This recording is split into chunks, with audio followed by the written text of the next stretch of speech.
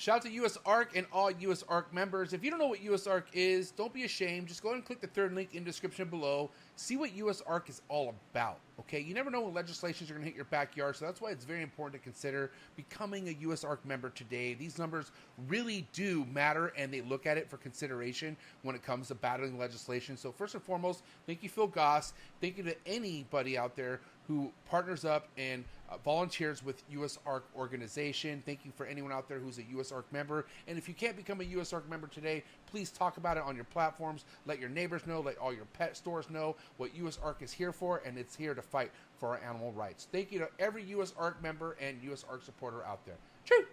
T-minus 30 seconds.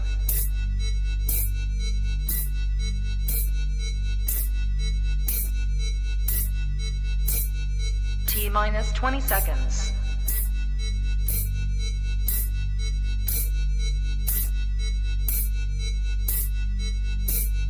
10, 9, 8, 7, 6, 5, 4, 3, 2, 1, 0.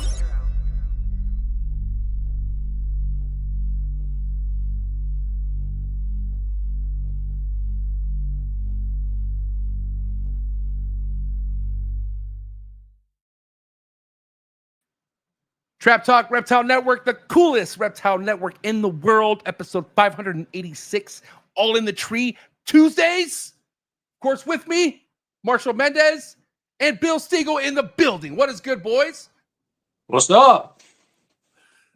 The three of us back together again. Seems like just a week ago. Bill knows he looks good. He knows he looks fresh. Look at him. Look at the guy. Look at you. Both of you guys' cameras are on point tonight, man. Jesus. Looking great, guys. What's going on, Bill? Marshall in the building. How we living, man? Let's get to Marshall. How you doing, Marshall? Catch us up. Doing good, man. Eggs are doing good. Clutches are both clutches are doing good. Haven't had to throw any more eggs away since last week. Nice. So yeah, just starting to about to throw a couple more pairs together, see if anything happens. And you know, aside from that, I got all my colubrids in hibernation. Nice. So it's kind of just you know, a little bit. It's nice having that one rack where I don't have to mess with it for 3 months. Don't feed them, don't clean them. But yeah, man, that's about it. That, and then starting to try to figure out what I'm going to do ball python wise this year, if anything. Probably not a ton, but maybe 7 or 8. Why do you brush over like you don't have an albino fucking chondro that we're goddamn eager to hear about? You're like, that's it. Tell us, bro. Did it take a shit? What's happening?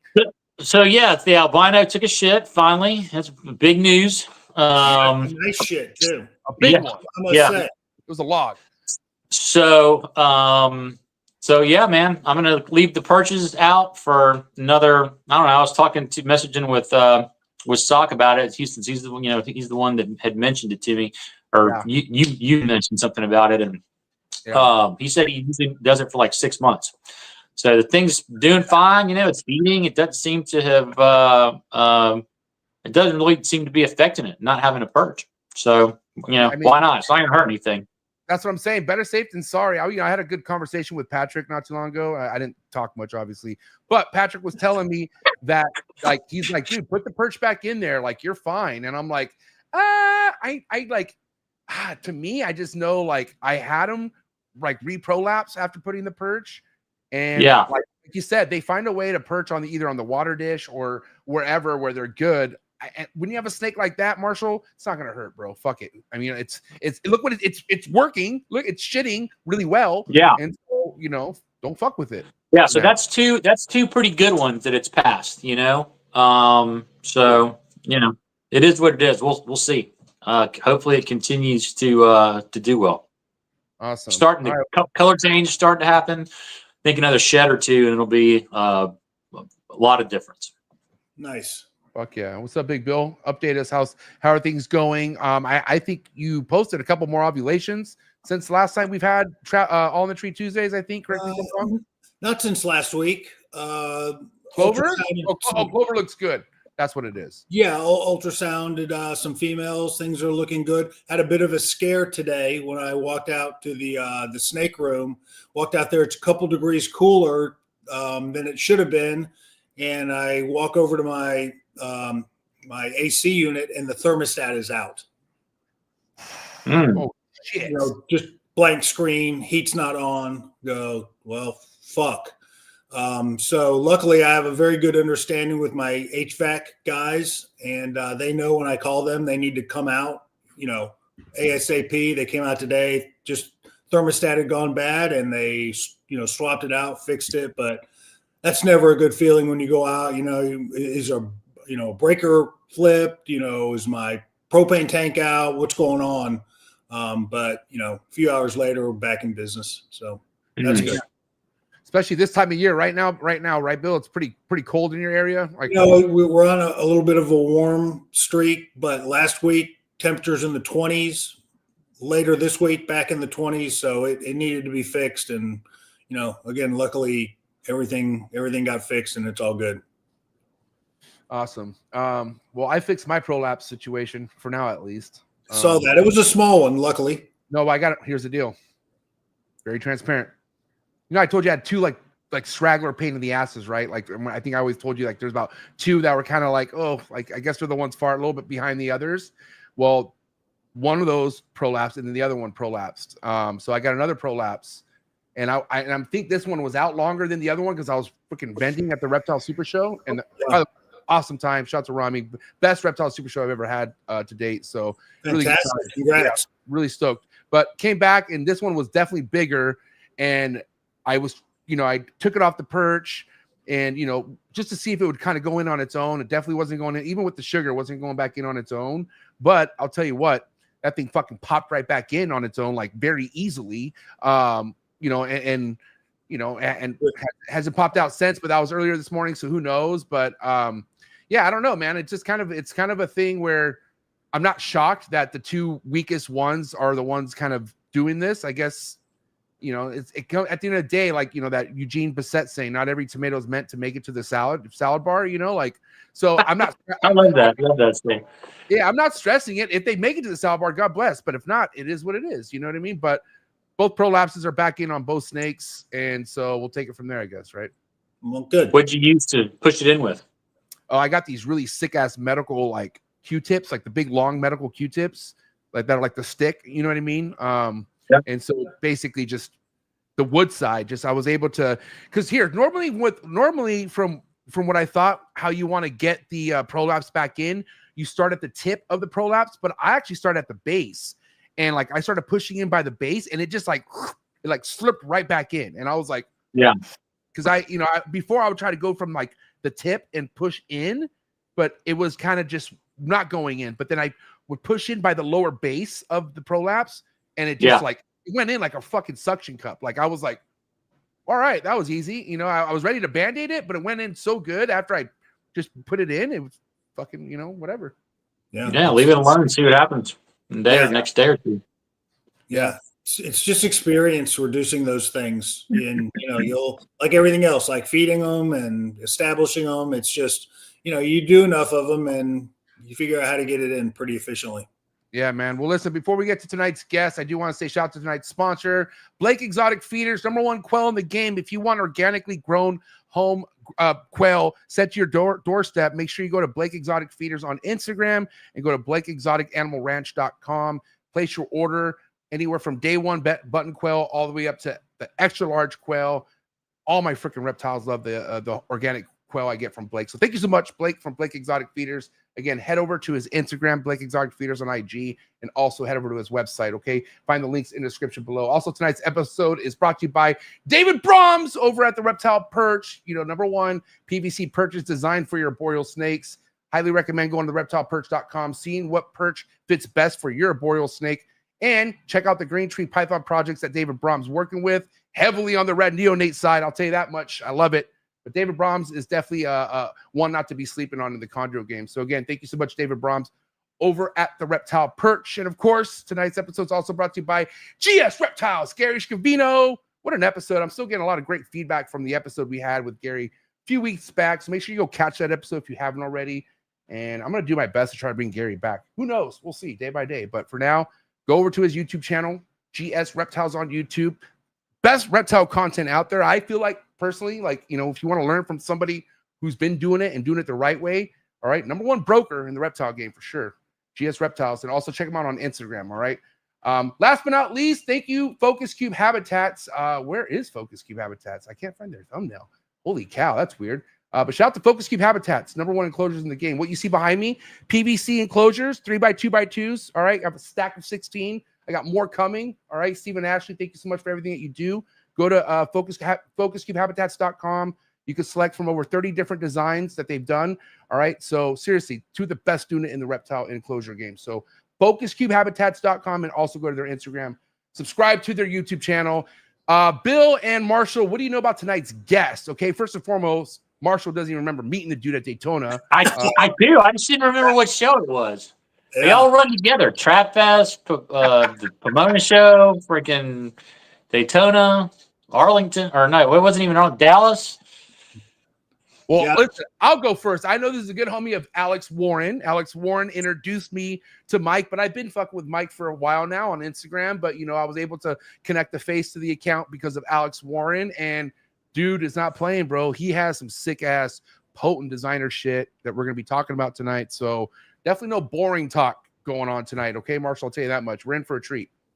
Nice. What do Yeah, you I know, was though? checking out his Instagram. He's got some awesome stuff. Looking forward to hearing about it. Let's hear what Bill has to say about tonight's guest.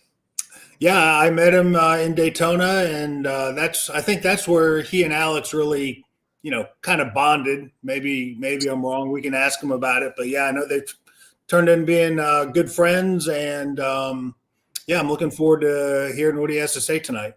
All right, well, let's do it. It's about that time, guys. Do what you got to do to get your mind right. Do what you got to do to stay hydrated for episode 586 on the Treat Tuesdays.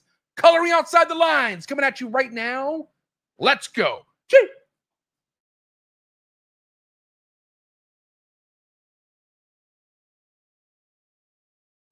Good. You ready for do more in the future? Trap Yes. Talk podcasts? Yes. Man, Only Trap Talk. Exclusive. Yes. exclusive. Oh, So stop calling us. Rub the spot, get the club to pop. When I come up with the crop, God love it or not. I'm hot from the hop to the rub the spot, get the club to pop. When I come up with the rub the spot, get the club to pop. When I come up with the rub the spot, get the club to pop. When I come up with the rub the spot, get the club to pop. When I come up with everybody, we do it. Everybody, we do it.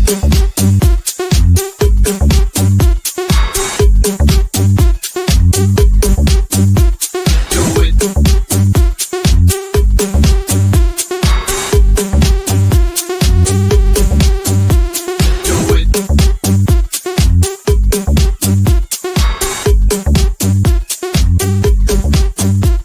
Do it.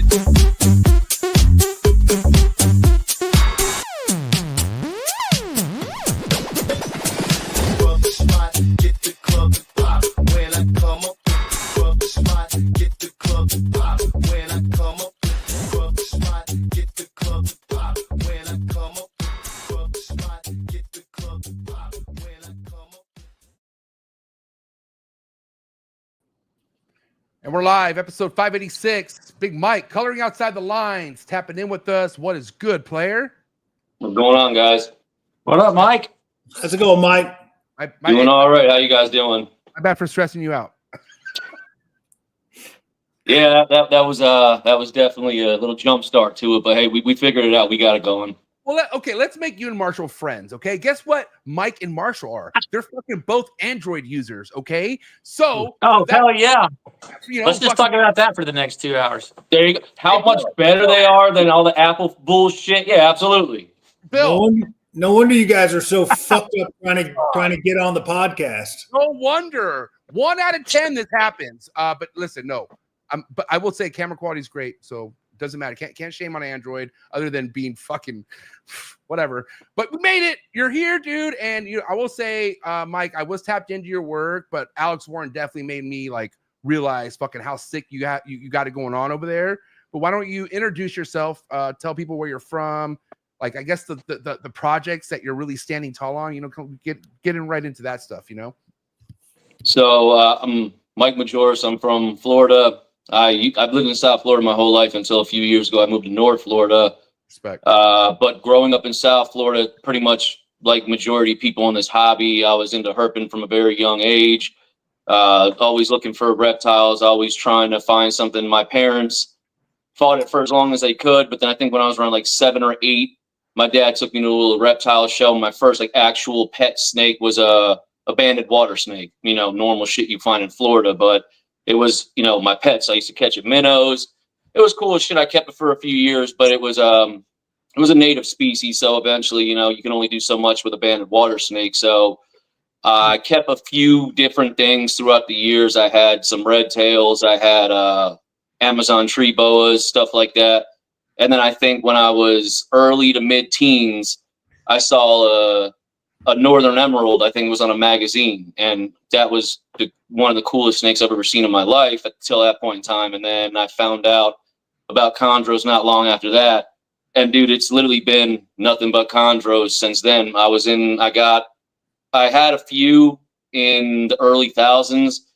Then I got out of the hobby for a while, just from life shit, doing, you know, just different stuff. Just life happens. Got back into keeping animals by keeping saltwater tanks, keeping octopus, stingrays, things like that. Got out of that, and then I got back into chondros, I think in 2000, late 16, 17, something like this. I got back into it 7, 8-ish years ago, and it's just, that's all I keep now. That's all I plan on keeping. I have a few ideas of what I want to do, but as of right now, I'm very focused on my chondros. So it's pretty much long story short.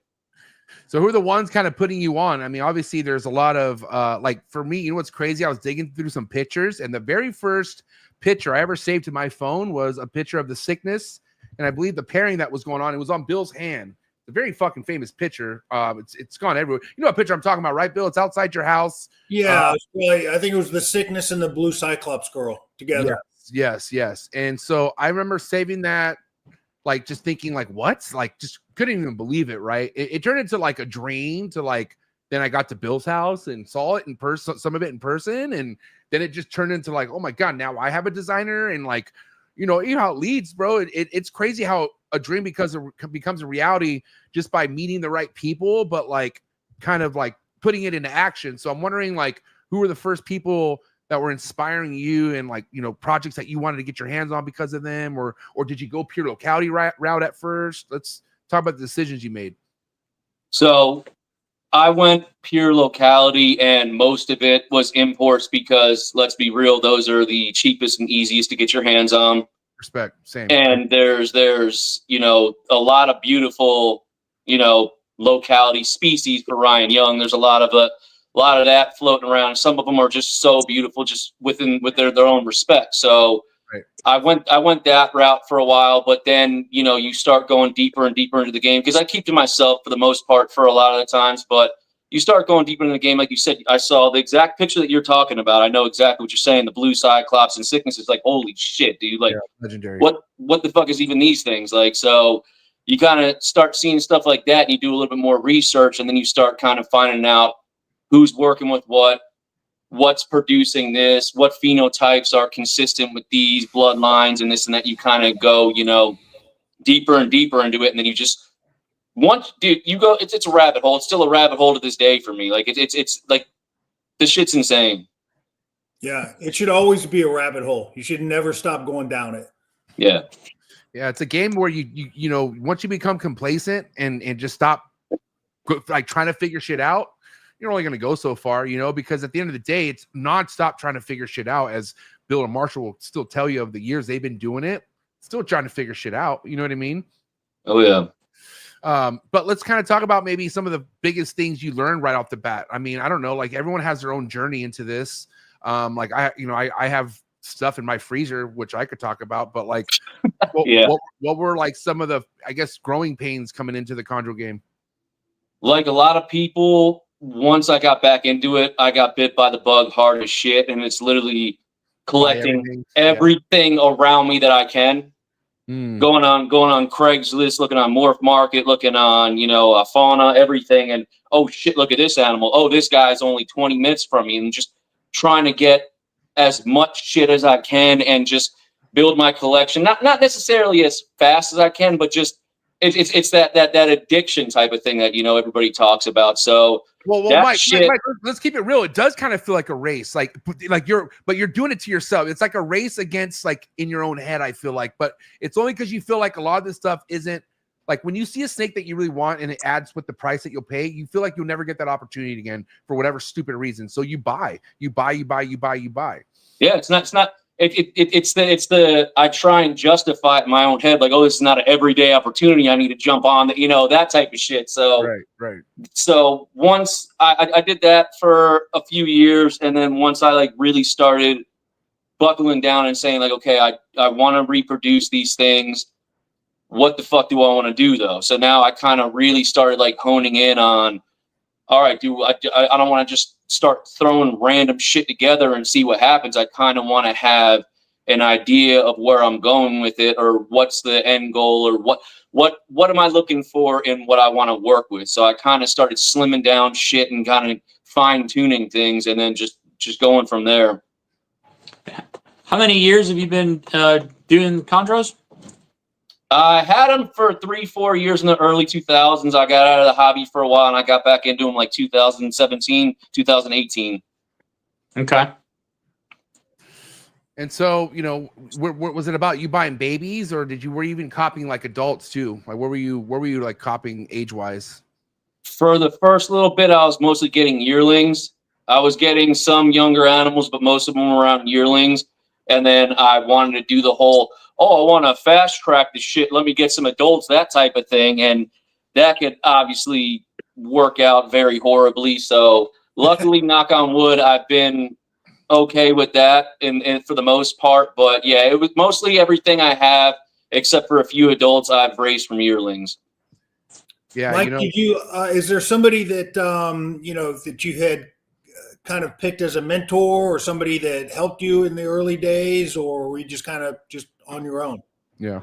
I was kind of, I've been lurking around for a while, but I've talked to Sock quite a bit. I've talked to a lot of South Florida dudes that were around me, like Drew Russell, a few dudes like that. When I really started thinking about getting into breeding, I started reaching out to these guys and just bullshitting with them, and then seeing, you know, what they would post. And if they posted anything about breeding, I would read everything they were writing, or I would write them about that specific post, like, hey, how did you go about this, or vice versa. And I mean, like, what I know you guys, when somebody reaches out to you and, you know, it's not to be a dick, but somebody that you can deem as serious, that's really about it, like, it's worth the time. You have no problem telling people, you know, what's going on. And it kind of worked out. Like, Sock actually came to, when I lived in Deerfield in South Florida, a little shitty ass 2-1 apartment. He came and ultrasounded some of my females for me just on like a Saturday, just because he was about 30 minutes, 20 minutes from me. And it was cool as shit to me, man. Like, I've met some really cool people through this hobby just from keeping similar species. Sock's such a nice guy. I want to be that nice. I wouldn't do that. There's no way I would do that. Like, no offense, I just wouldn't do that. Like, but now I'm learning that maybe I should, you know, like, first and foremost, I don't own an ultrasound, but if I did, and there was somebody 20 minutes, you guys didn't really know each other, right? Like, you're basically a stranger in a sense. Yeah, we talked to each other a few times on messages, and that's literally it. And then I was asking him, like, hey, what's going on with this? What's going on with this? And he just wrote me. He's like, what are you doing Saturday? I'm like, I don't know why. He's like, where do you live? I'm like, this is where I live. You go, all right, I'll be there at like 1 p.m. I'm like, shit, all right, dude. Listen, MJ, you know, Sock knows no strangers. Yes. Right. Yeah, that's true. Socrates knows no stranger. That's a good quote for him. Yeah. Now, okay. Can we kind of go back to, like, you know, you learning some things maybe the hard way with the adults? Like, were you dealing with any RIs? Was there anything with popping up with Nido? Like, did you kind of like go through any of those nightmares? So luckily, everything I've had has been negative on Nido. But yes, I have had an RI situation. And actually, it was right around the same time that Sock came to ultrasound, because I was reading what people were doing. I was trying to, so in South Florida, it doesn't get as cold, because I'm in North Florida now, so it doesn't get as cold as long and as frequent as it does up here. So I was trying to facilitate it by dropping my little window shaker to like 70 degrees. I was spraying and shit, like, just because, you know, people talk about misting before lights out and everything. So my stupid ass was spraying, dropping the shit out of the temps. I don't think I didn't cycle them long enough either because there was barely any breeding activity. So that's another reason why I was spraying more, because I'm like, oh, it's gonna incite the breeding activity, which it didn't. All it did was give my female an RI. So he actually got me hooked up with a vet as well, got me meds and all that other stuff, and she came out of it. Everything was fine. And actually, the 2 years later, she went on to produce my first clutch. But yeah, I think it was just the trying to rush and not really understanding exactly what I was doing, what gave me a major issue. Yeah. Yeah, I mean, it's like also just feeling like you have to do something, right? Like, you read about all this stuff and, like a lot of times the best thing for these things is just to leave them alone and do nothing. But you feel like you have to, oh, I got to spray it this time because of this, or I got to, they almost thrive on neglect. So you can love them, love them to death. 100%. I kind of look at it like, because I grew up skateboarding. It's like when I used to watch skate videos, I'd get all pumped up, like, I got to go fucking skate, dude. And then I'd see somebody post something. I'm like, shit, man, like, I really want to be doing that too. Like, I need to make this happen. Like, the more you try and force it, yeah. I mean, it's going to go, a couple different ways if you force it, right? Some people just get the luck, we talk about people getting luck off their first go, but like, I want to say the repeat success is the hardest part with chondros, because if it's all about fucking understanding the cycle, right? And I feel like when you're new at this shit, that's so like gibberish, bro. The whole cycling thing, like, oh my God. And I have a podcast and I would listen to people and I felt like, dude, you're like, they're telling you how to do it. But I remember I was so like scared to actually like have them explain the cycling because I feel like an idiot. Like I just feel like an idiot, So I would do exactly what you used to do, Mike. Like think I had to spray more or just like do more. But like Marshall says, there's fucking less is more. You know what I mean? Yeah. Less is way more with these. But mind you do have to give them, I guess you don't have to, but it does help to kind of get them in a place where they're comfortable and they're cool with like their surroundings. Like they're shedding good, they're shitting good, they're eating good, like being a good looking snake in a sense, right?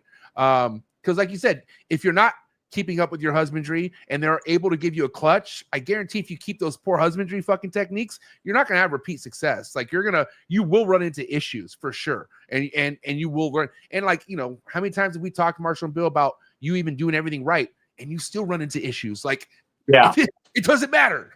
No, yeah. that's why It's like I was just going to say, that's why we've, preached a million times, dial in your husbandry. Yeah, so important. Dialing a husbandry doesn't take months. It doesn't take a year. It can take years to dial in your husbandry on your particular animals and your caging and your room or whatever. It take years to dial that in, and unless that's dialed in before you even consider breeding, more times than not, you're going to run into trouble. Yep. And it won't stop either. Like you'll go from the next female to the next female until you get that shit dialed in. I'm dealing with that right now with my emeralds, bro. Like right now I'm dealing with the emeralds, like how important, like, let me kind of give you guys an example. Okay. So you guys heard me rave about how I fixed my humidity issue, right? Well, now with the issue that I'm having is with this gravid female, and I went ahead and made her basking more available for her and higher. Well, now all she does is stay under the basking, like that. She feels like that's where she needs to stay all the time. So even though my fucking goddamn little goby on the ground says that my humidity is perfect, she's getting fucking dried out by that goddamn stupid fucking heat panel.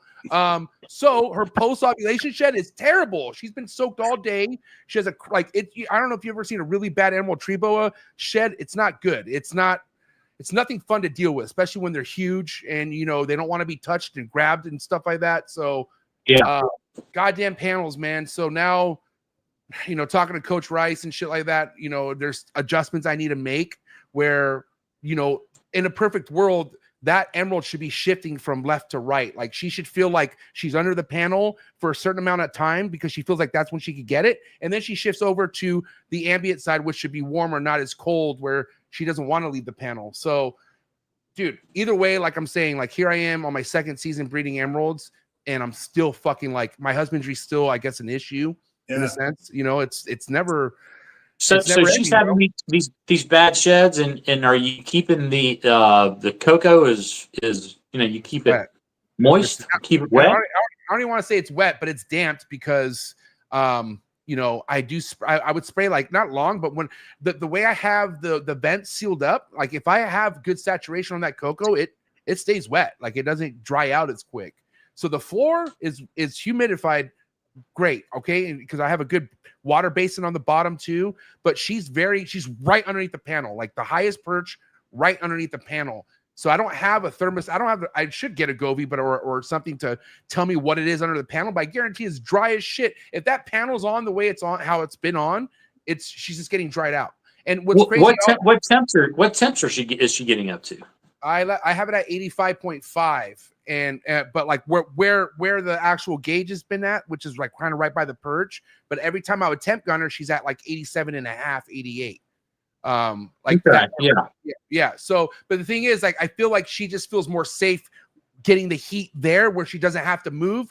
But I have to convince her to move. I think that's the healthy part of getting an emerald to fucking, you know, shed good and, you know, not just be under the heat panel, because it's like, you know, being out in the sun. Like imagine it's really humid where these emeralds are from, but if they were just to sit in the sun all day, they would just dry out. They wouldn't fucking be able to, you know what I mean? So what they do is in the wild, they get their sun for, you know, a couple hours, 3 hours, and then they go right back to where they were in the shade away from the sun, you know? So that's what I need to mimic Have you tried reducing the time? How long is it on? That's what I'm doing now. So now what I'm doing, now that she's going to get this shit off of her, I'm going to give her basking at 90 degrees from 8 a.m. to 12 in the afternoon. Now, the reason why I'm doing 8 a.m. is because the way my sun comes up, my sun is up peaked at 8 a.m. where she can even feel the heat sometimes. So I'm going to give her that heat during that time from 8 to 4. And then it's just going to be 84 ambient in that enclosure after that. Like I'm going to turn the heat down to where it's going to just be solely ambient, no basking at all. No, that heat panel won't be on basically. Yeah. Yeah. So anyways, I didn't mean to go on a whole emerald rant. Just saying learning's fun sometimes. Well, it's like what you said earlier, you know, it's a lot of repeat success is where it's at. The truth comes out, you know. I mean, it's easy I'm not going to say it's easy, but you know, plenty of people have good luck. I had great luck the first time. You know, I've also had a lot of shitty stuff happen. So if you do it long enough, there's going to be ups, there's going to be downs. But you know, having that one easy one and thinking you got everything figured out, you're going to be, you know, I say you're going to be humbled, but most people, I haven't met anybody yet who's not eventually, you know, been humbled a little bit, you know, for sure. I look at this shit like you can talk to somebody all day about trying to learn how to drive a manual car until you're there pushing in that clutch with the gas and doing all that. You're not going to have any idea how to do it. Oh yeah. I mean, like a lot of this stuff comes firsthand. Like that's like people, you know, they could freaking go ape shit listening to every single All in the Tree Tuesdays for as much as they want. But until that shit is in front of you, okay, until you have to put a prolapse back yourself and not watch a Gary Scavino YouTube video, bro, like you don't understand. Like that's when you really realize how to get shit done, is when it's happening right in front of you, man. And that kind of determines, you know, like I said, I was somebody told me when I first got my chondro was like, listen, these are not for the faint at heart.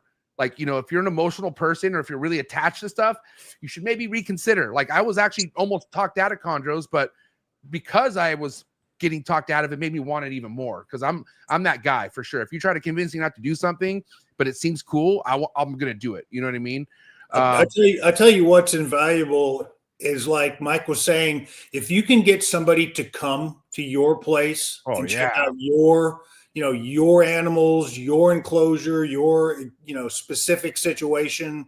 Yeah, man, that can be invaluable. You know, light switch can go off. Somebody can, you know, just a second set of eyes can just say, hey man, what, you know, why is this heat panel on, you know, this, you know, why is this set up this way? Why are you doing this? You know, and you'd never know it unless a second set of eyes came and took a look. And Bill, especially if that person's from your area, right? Because because if they're successful and from your area, then whatever the fuck they're doing is working, right? So, but the biggest problem is when fucking, you know, we're talking, right? You know, someone's listening to Mike's advice where he lives in South Florida and the other person lives in Idaho, or no offense, you know, Ryan Young, Idaho's a good place. I'm just saying, like, or just some like weird random place where the, you know, the temperatures, the humidity, like for instance, like you probably don't need to spray as much, right, Mike? Because where you live, like, don't you have good humidity? Well, so I used to live in South Florida. I'm in North Florida now, but yeah, it's a little bit different up here. But yes, yeah, absolutely, but that's why even still I try to focus on what a lot of people. He called Idaho locality country. God's country, potato country. So what a lot of people. I was trying to focus on what people in Florida, when I was in South Florida, what people in South Florida were doing. But when I moved to where I moved to, I'm like, it's definitely as stupid as it sounds. You know, it's 4 hours away from where I used to live, but it's a whole different climate here. It gets cold as shit for much longer. And like Bill, like what you were saying, dude, I guarantee you right now, if I took my animals in the room that they're in and put it in my other spare bedroom, shit would be 100% different. Everything would change. The whole just cycling, everything would be absolutely different. Just from that little 25, 30, whatever foot move compared to, you know, state to state. So yeah, I absolutely agree. I tell people all the time when they ask me for advice, I say, I can tell you what works for me, but what works for me probably is not going to work for you. I'm just telling you what I've had success with, and I'm sure it's not going to work for you. But if you take any little tidbits of information from it, hey, cool. Well, I think that's why stability is so important with these things, and they can be, you know, raised and kept in, you know, a bunch of different varying conditions.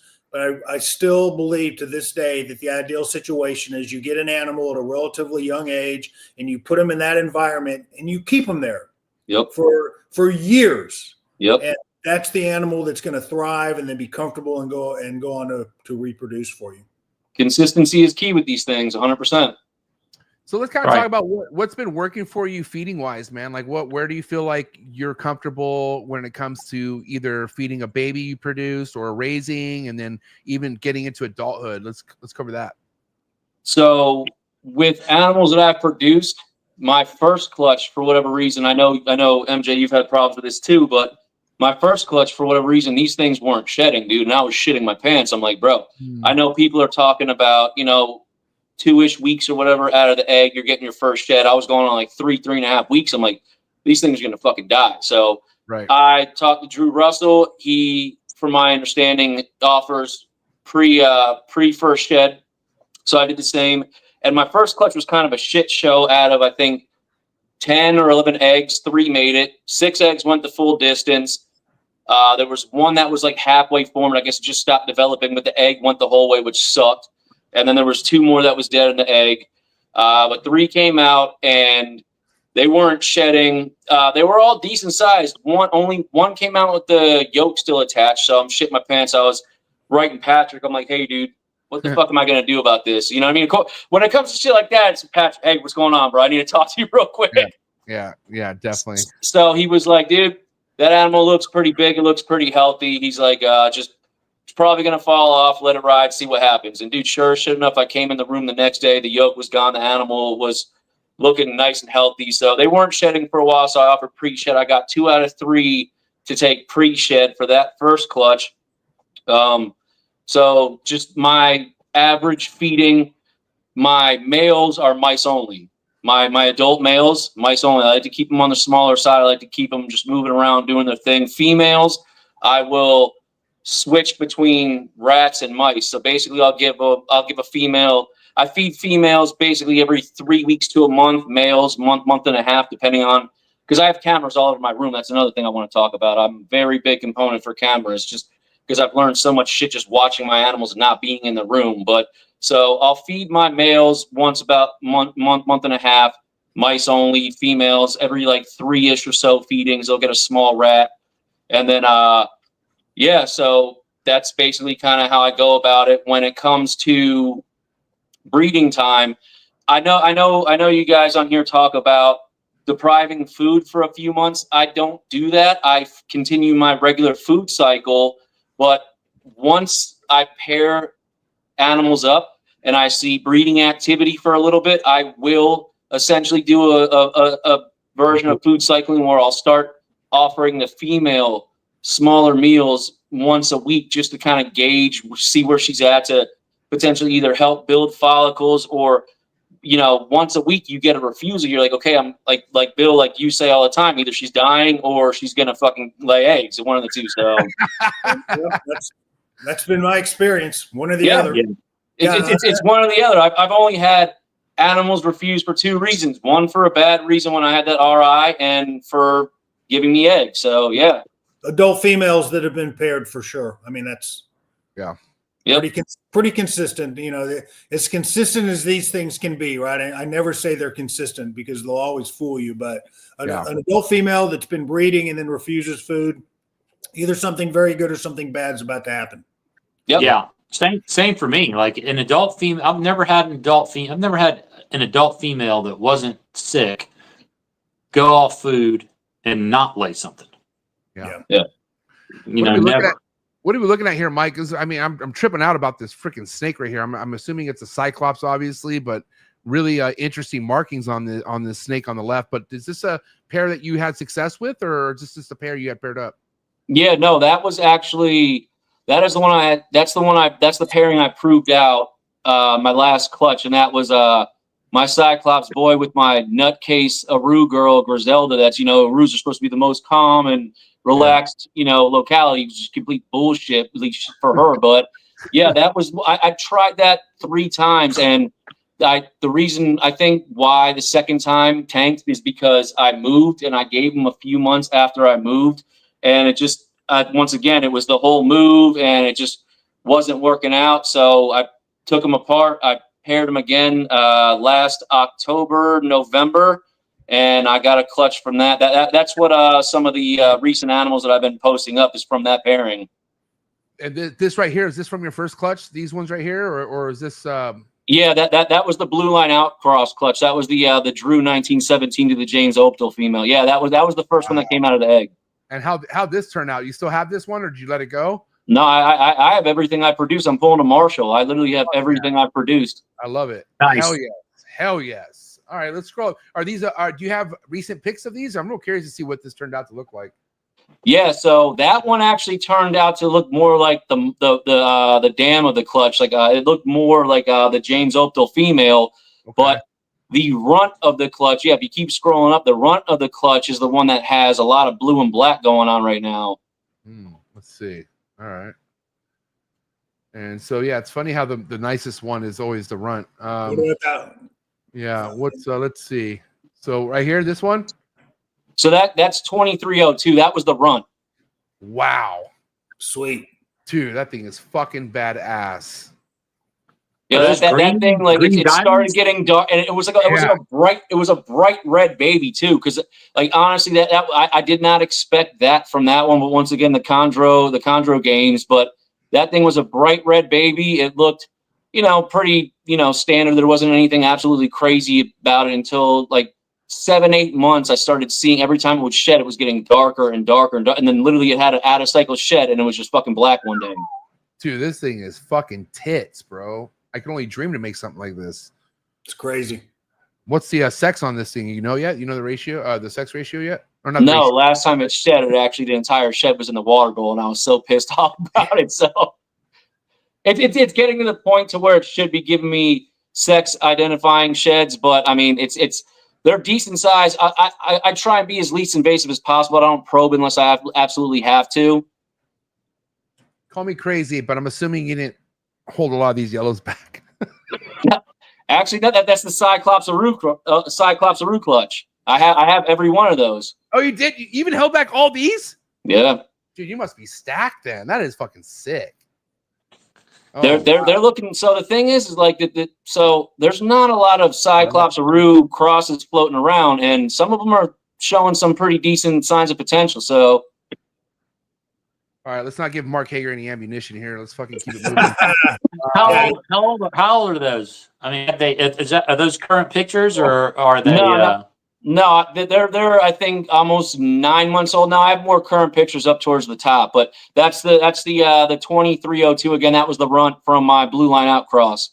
So this is the one that you're saying that's turning blue black, basically, like high. Yeah, so it lost a lot of the black, but a lot of the black is turning blue. So I mean, I'm happy to take that trade. I'm not mad at that. Fuck that. Look at that thing. That thing is beautiful, bro. Man. How are the yellows turning out? Have they started? The yellows are pretty wild. Actually, you don't remember this apparently because you don't even remember meeting Daytona. But one of That's the not true. I don't remember that it was in Daytona. I did remember meeting you though. So one of the yellows, I think it was the 2408. At like 4 months, it already started getting some like weird flecking shit going on, and it's like peppered and stuff. So it's pretty interesting. I'm kind of like, some of them look like they're just going to go through the typical like yellow OCC, but some of them are definitely throwing some weird shit that I'm like, you know what, I'm just going to ride this out. And I mean, at the end of the day, they're, you know, good looking US CBB animals. So we'll see what happens with them. Oh, these are Well, fucking to give Marshall a little grace in Daytona, he had taken a lot of mushrooms that weekend. So, you know, heavily. whatever happened in Daytona stays in Daytona. Fair enough. Yeah. So you said these are the more recent babies that hatched out. Last year's clutch, 2024. So that was that's a Cyclops of Rue right there. That's 2401. Okay, yeah, this is 24. Oh wow, dude, the fuck. This thing's about a year old, Sweet. Yeah, right? it's rough. Yeah, it's like nine, like right around a little bit, not over 9 months old, something like that. Yeah. These are the clutch mates. This yellow one right here is the clutch mate. Yep. Are you noticing yellows take forever to change, like even longer than reds, or what do you? Man, it just depends, man. You'll wake up one day and like, you know, one of those be green. like, yeah, you'll leave in the morning and it'll be yellow, and you'll come back and it'll be green that evening. It's crazy. But yeah, Mike, sorry, I go and answer. Sorry about Marshall, we just didn't let you answer there. But what's your? No, that's what it is. What do you expect? Like Marshall would know anything about how yellow babies progress. Oh shit! I'm surprised he even spoke up right there. I'm like, what the fuck, Marshall? Well, you're speaking out of your. Oh, we got Marshall Young. You know, is in the Marshall Young. Marshall from Idaho. No, but your OCC experience so far off the red yellows, are you noticing any of them changing faster than the other as far as red or yellow? What are you seeing so far? So with my blue line outcross, the photo I posted today, that was the one oddball yellow I got out of my blue line clutch, which actually I was talking to Patrick about it because I'm like, hey, dude, I'm looking at these eggs. I think it was day 52 or 53. He's like, yeah. He's like, they're looking good. If you get home and you don't see any scratches, I would pip, see what happened. Dude, the first egg I pipped was a yellow, and I'm like, what the fuck? Like, I was not. So I sent him the pitch. Dude, you know how butthurt I was about that shit. Like, so I sent him a pitch. Like, so there's something wrong. There's a glitch in the matrix right now, dude. Like, something's going on. Right now. You remember that ultimate freaking meme when Trump won office, and that girl was like, the fucking yes. Yeah. That's what it was like, because I was not expecting that shit. And Patrick was even like, dude, wasn't expecting yellow out of that clutch. I'm like, yeah, me neither. But so I pipped that one. It was the yellow. That's one of the three that survived, and the other two were reds. But that yellow, like Marshall said, like, dude, it literally started getting a little bit of like tint, and within a day or two, that thing was green. So I was like, okay, well, there's that. At least it's still holding a lot of nice blues on it. But the reds, like, naturally have just been changing much slower. And which is weird about this clutch that I have going on with the Cyclops of Rue, every red that I have out of there are still completely different. Like the one that you just showed, the 2401, is getting like some weird, like some flecking, like almost like brownish, some weird shit going on. The 2402 is looking like tie-dyed shit, like it doesn't know if it wants to be red or yellow.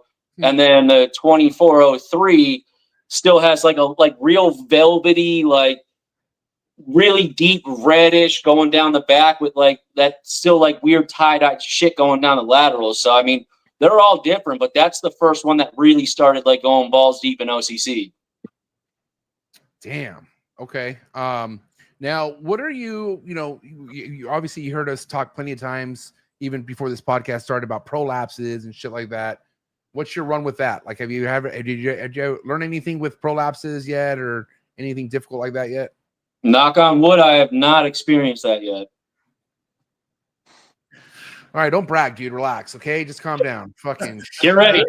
He said all the No, right man, words. fuck that. No, because I heard what you said to MJ, and then fucking all of his shit. No, dude, don't put that evil on me, Ricky Bobby. Don't do that to me. He said all the right words. He said not yet, and he said luckily. So, And then I said, knock on wood.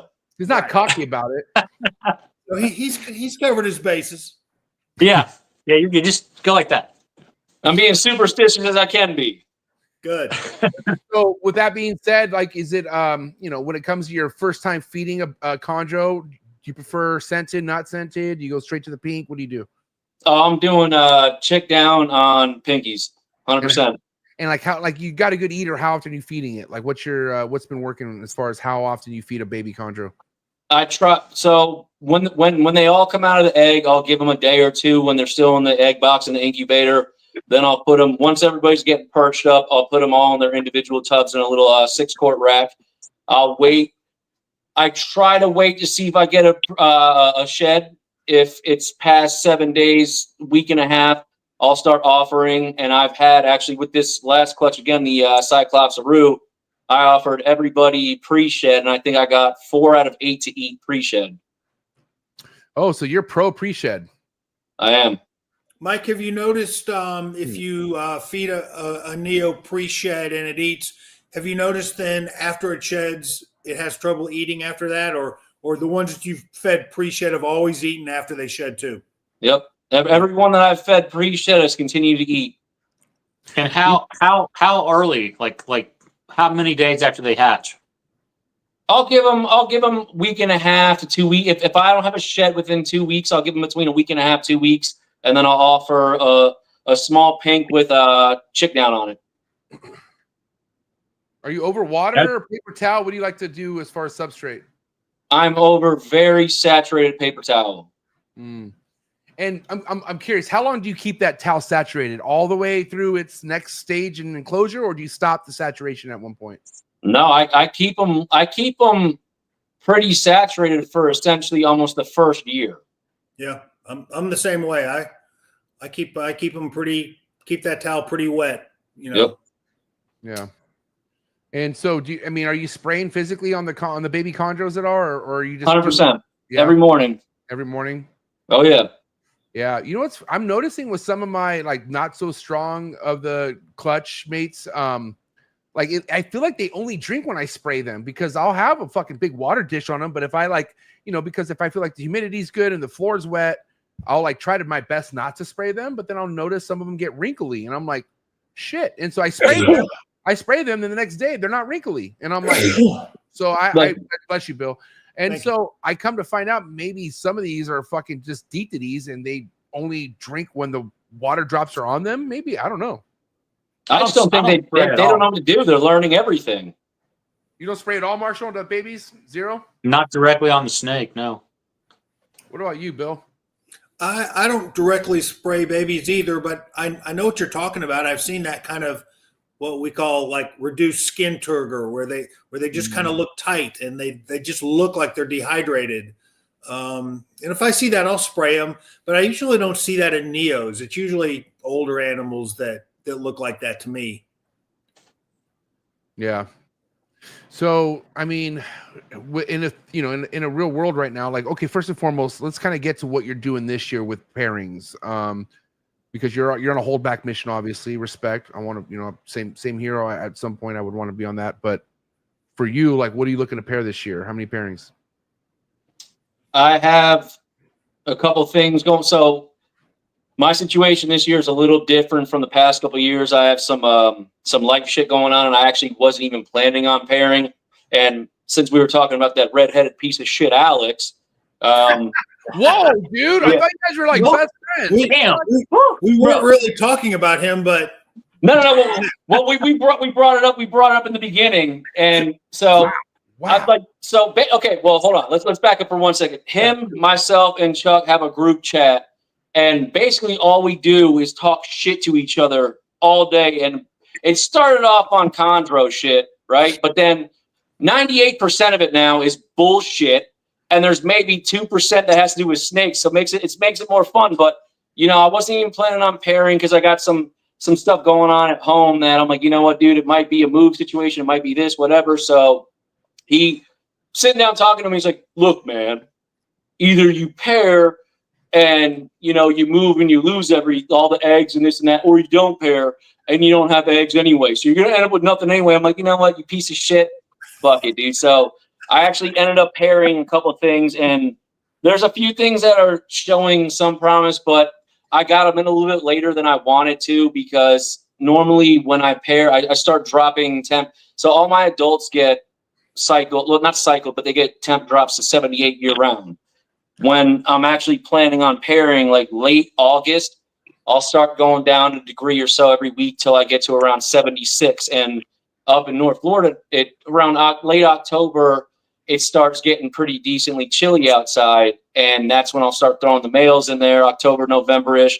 But I didn't throw the male in this year till late November, early December. So, I mean, there's been quite a few locks happening. I mean, it's showing promise, but I'm not holding my breath on it, to be honest with you. I mean, it would be cool.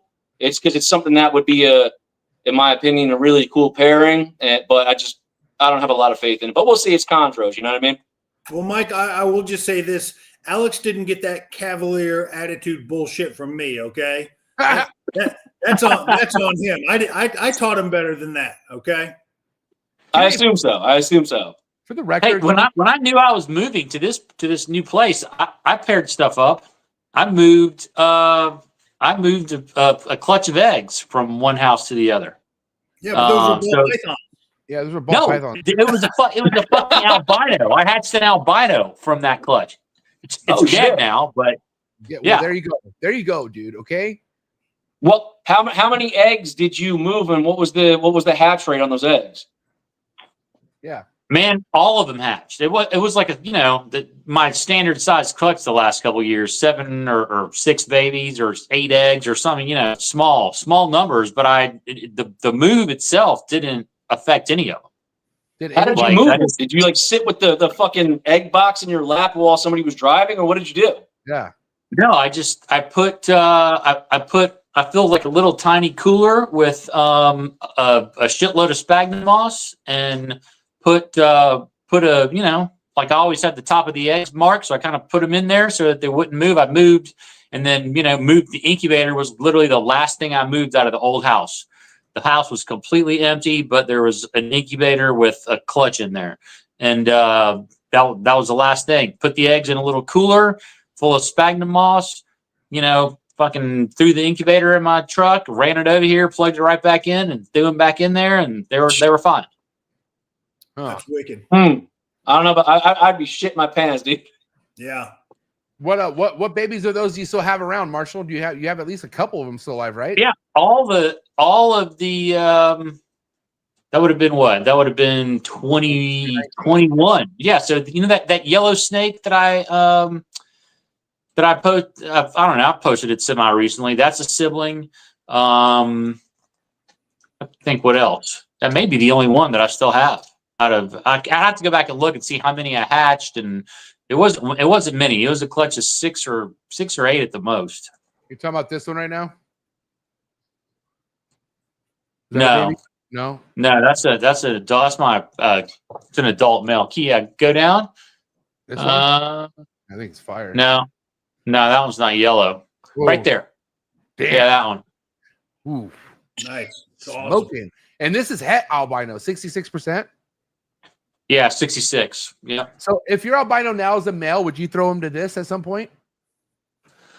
Man, if it's a male, I'm throwing it to like every female I have, because every female that I have right now is pretty much except, well, yeah, because Versace is the only snake that I've used as a sire for I don't know, 5 years, maybe longer. So every female that I've held back is at least a 50% hit. Yeah, possible hat. Yeah. So you want that albino to be a male then for sure. Oh shit, yeah. I want it to live, number one. And number two, I want it to be a male. Now I got to ask you, Mike. Where do you like where things are headed now? Like obviously, there's growth in the chondro game over the last couple of years. You have people going straight in to designers now. So how do you feel where the market's at currently with green tree pythons, and how do you feel like the future is looking for designer stuff? I mean, obviously since COVID, everything got pretty wild. I mean, nothing's ever, I mean, it's always been pretty consistent, but since COVID, shit got pretty wild. I think there's still a lot of room for growth, and that's honestly why, as weird as it sounds, I know a lot of people disregard like Southern outcrosses. Brian Young's gonna love this one, but I want to really start exploring, you know, Southern outcrossing, because, you know, you look at the history of certain lines and things. There's some designer blood. Like you look at some Biak to like Maruki and things like that. Like even MJ, I know you got what the Tamika to Aru. You got that right? Yeah, fucking sick. Things looking wild as shit, and I know a couple other people that have some clutch mates of that are looking pretty wild too. So I think naturally, I mean, when everybody's going for designer, obviously it's red. I mean, you have a higher chance of getting more extreme adults out of red, but at the same point in time, and Mark's gonna love this too, but I think yellows are capable of doing some wild shit. It's just, I mean, dude, it's just putting the right pieces of the puzzle together and seeing what you get, to be honest with you. So, I mean, I feel like there's still a lot of room for growth. I feel like there's a lot of unexplored areas that people just disregard, that once people really kind of start tinkering with and figuring shit out, there might be some really wild stuff out there. Yeah, to be fair to Mark and all the yellow lovers out there, I mean, there's not been as much effort put into to trying to refine yellow, you know? Yeah. But at what point do we see red slowing down and not still being fucking insanely goddamn nuts, black, purple, whatever? You know what I mean? Not to sound like a dick, I don't want an all yellow clutch unless I'm going for high yellow animals. Throwing it out there. Well, good time to go to our break right now, guys. All right, so we'll be right back. All right, appreciate everyone. Sorry for the interruption, folks, but a quick word from our sponsors. Diversity when it comes to a reptile diet, I feel like, is so important. So this is why I'm proud to announce today's sponsor, Blake Exotic Feeders over in Florida. What is up, everybody? Blake here, the owner of Blake's Exotic Feeders. We have all quail available at all times, produced here at my ranch, from button day old, from Coturnic day old, all the way to extra large Coturnic quail. If you guys have any questions, DM on Instagram. Appreciate the support, you guys. We have all the quail, like I mentioned. Everything is shipped right here from my house. No better company than to go to than Blake Exotic Feeders. #1 quality in quail, hands down. And I gotta tell you, my reptiles love it just as much. It'll give you a peace of mind to know that these quail are grown on his property and it's not bought third party. Head over to his website, Blake Exotic Animal Ranch, to place your order. Let him know that the Trap sent you and he'll take extra good care of you. Thank you so much, Blake, for supporting the Trap, and also thank you so much for sending me top quality homegrown quail for my animals. One of the things I love about being a part of the reptile industry is all the learning, okay? Learning can be fun, and I can prove that to you. Thank you so much to today's sponsor, Gary Scavino over at GS Reptiles. I highly recommend you head over to his YouTube channel, follow all this man's content when it comes to learning about rare species of snakes you could be keeping in the hobby, and also just finding out how easy a lot of these rare species of snakes are to keep in general. So thank you so much, Gary Scavino of GS Reptiles. Again, head over to his YouTube channel. Also head over to his Instagram to be on top of all of his current work and be ready for a big year over at GS Reptiles. Thank you so much, Gary, for your ongoing support. I really appreciate it. Chee!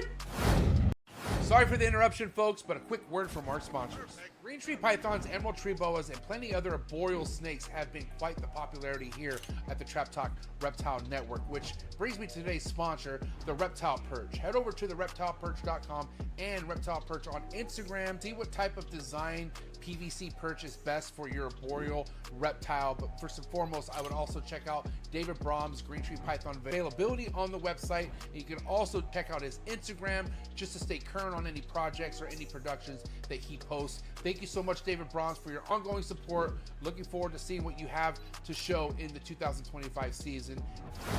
The #1 PVC enclosures in the reptile game no better place to visit than Focus Cube Habitats. Excited for today's sponsor, Focus Cube Habitats, #1 enclosures in the reptile game by far. Everything you see behind me are 3x2x2 PVC design enclosures by Steven and Ashley over at Focus Cube Habitats. They're based out of Texas. If you head over to their website, you can select from over 30 plus different enclosure designs that they've done. Two of the hardest working people in the reptile hobby today, and I'm so excited to add more Focus Cube enclosures. So much again, Steven and Ashley, I appreciate the 5+ years of partnerships that we've had together. Looking forward to growing more. Head over to focuscubehabitats.com, head over to their YouTube channel, subscribe, and check them out on Instagram. Thank you so much, Focus Cube Habitats. Cheers. All right, now can we really kind of get to the seriousness of, like, you know, obviously here's the thing I love about red neonates, because they fit certain projects, and that's just what it is. Like, as much as, like, yeah, you know, all chondro lives matter, and they do. I love chondros, period, right? But it just comes down to, like, what your goals are and what snake you want to make. So will there ever be a time where people could choose a yellow neonate to make a black melanistic chondro?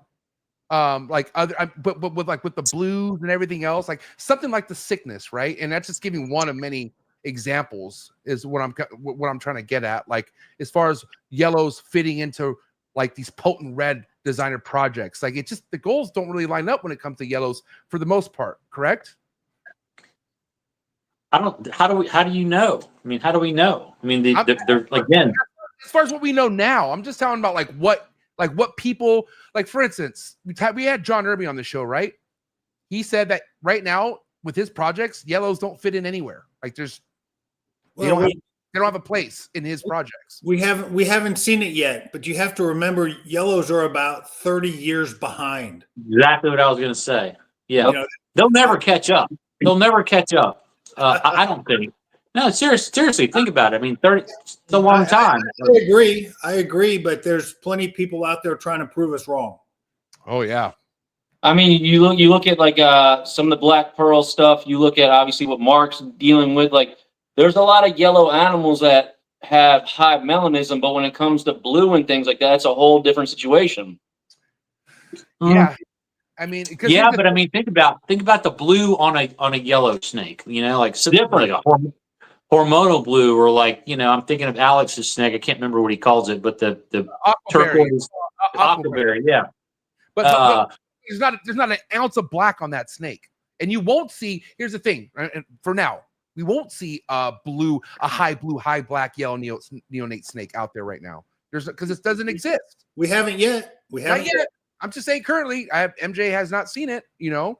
But mind you, because we already have something that goes that direction, right? So I know one thing that I keep seeing that I'm like, oh shit, I better fucking, you know, like, better pipe it down a little bit, because I don't know if you guys follow the Pure Chondro or the Pure, yeah, I think it's called Pure GTP or something on Facebook, but they only post pure locality stuff.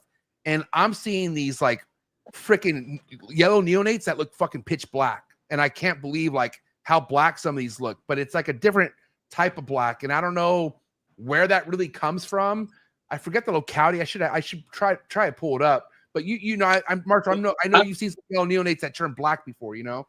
Yeah, but you have to look at the animal into adulthood, right? Yeah. I mean, there's a difference between an 18-month-old neo and a 5-year-old. Well, I think the snake MJ's talking about was mature. Yeah, so this, I'm gonna pull it up. This is straight an adult. I'm about to show you. Yeah, I think I saw the picture. It was badass. It's kind of like the black basins, if you've ever seen those. Is what it kind of reminded me of. It's not like black, but it's got that, like, the iridescent black type of looking thing to it. Let's see it. Yeah. I'm pulling it up. Oh my god! I mean, this thing's nuts. But that's what's weird, because you look at some of these yellow animals, and they are having a decent amount of melanism, but at the same point in time, I mean, dude, you look at some of the glazer line shit, like the yellow animals that came from that; those are fucking incredible. Or that king line that we were talking about last week. Yeah, king line animals are absolutely. Didn't that come from, like, a high yellow sarong or some shit like that? I think so. We're bringing that dude on, so we'll definitely get to the bottom of it for sure. Hell yeah, I definitely like to know more about that. But what I'm saying is, like, I don't know if we'll ever see a world like of John Irby, Gary From yellows. Yeah, I'm just like, when they're, like, obsessed, like, breeding nothing but yellow neonates. I don't see that. Like, you know what I mean? I mean, I just, for how long this has been going on and how it's been bred for the reason why it's been bred. I don't think we will, maybe in the future, but I mean, yeah, maybe our kids or fucking our spawn or some shit like that. We'll check it out, but who knows? I mean, I don't know. I won't be here. I'll be fucking long gone, I think. And of course I can't find this damn snake that I'm trying to look for. Oh, here, I found it. Fuck yeah. All right, here we go. All right, you ready, Bill? You ready, Bill? All right. Check it out. Look at that fucking thing, dude. And so obviously it looks like monocory or some shit. Like you could see the monocory type markings on it or whatever, but it looks like some of the shit that David Brahms has produced, but those have been red manicories. But has anything looked like this that Dave's produced, like yellow to black? This is fucking nuts. Like, yeah, it's pretty wild. Okay, here's the thing: if Mark could, and not I'm not doubting Mark. I think Mark's very capable. But if Mark could produce some shit that gives you a lot of these, then we're fucking talking, right? But then again, like this is a different style of melanistic. Like this is a different. Also, I wonder, does it say in the post, is that a wild caught snake or is that a captive snake? I was told it was wild caught. I think so that's a different that's totally different. I agree 100% with Marshall that let's explain. Wild caught because of environmental issues. You're saying because of like either the sun did like not being outside or like something has the diet, the sun, the variables. Yep. Yeah. Maybe. You're saying pretty positive that's why it looks like this? I think so. If it can be reproduced, I'll eat my words. But there you go. So we got to neglect the shit out of yellows, is what you're saying. I just want to see it reproduce. I want to see similar results in the offspring. Yeah, I agree. I mean, think about it. Think about all like the super badass locality snakes that you've ever seen that have been like, oh man, that's the best one of those I've ever seen. Every single one's wild caught. Not every single one, but that's a generalization. But the majority of them are wild caught for whatever reason. They got a different look to them.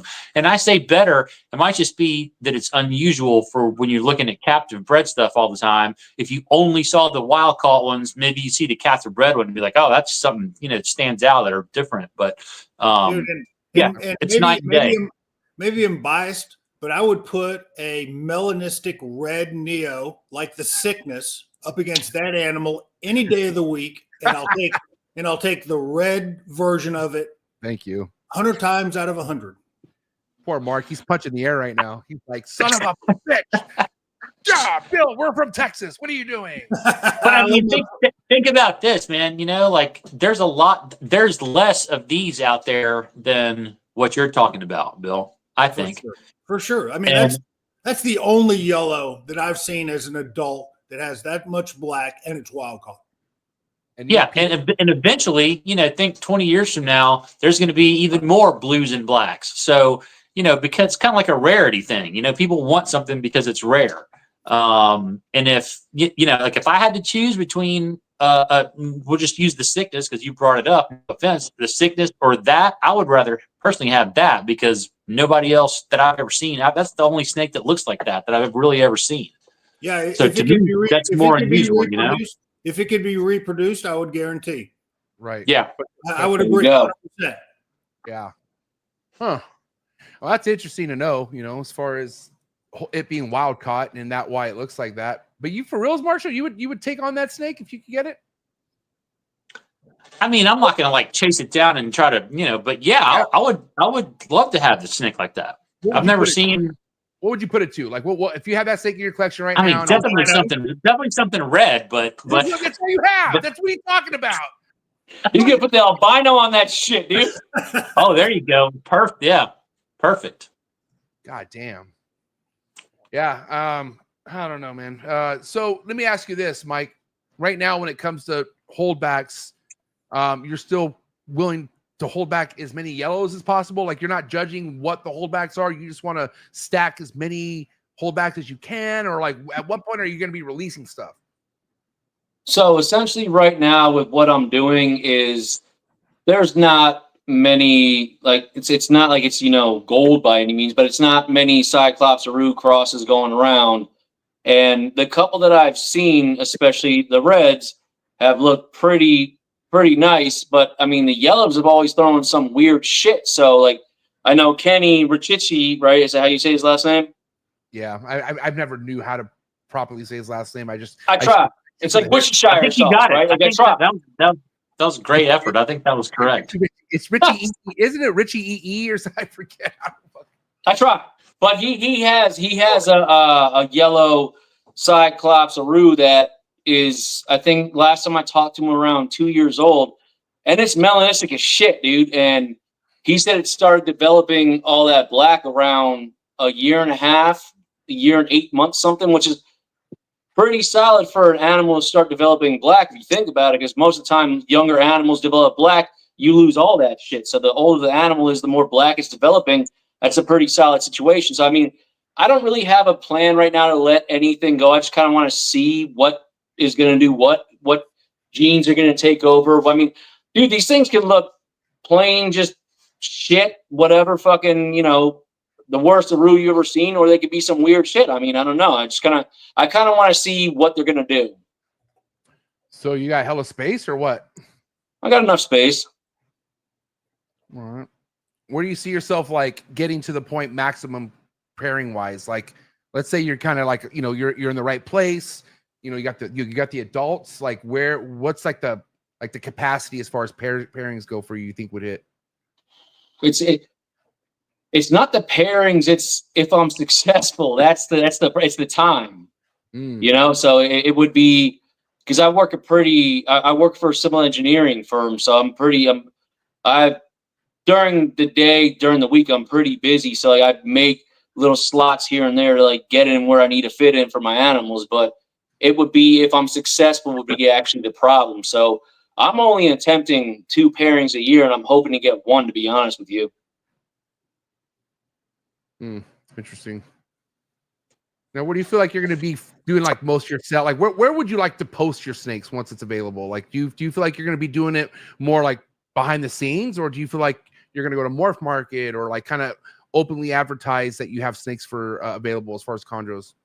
No, I feel like it's kind of just what I want to do with my animals, honestly, is I want my animals go to friends and people that I fuck with. My thing is, I want to make chondros to trade with people that I would love to have chondros from, is my main thing. Like, yeah, the main thing I got into this hobby for, and the main thing I started breeding them, is because I wanted to make more of them. I wanted to make some crazy shit that I wanted.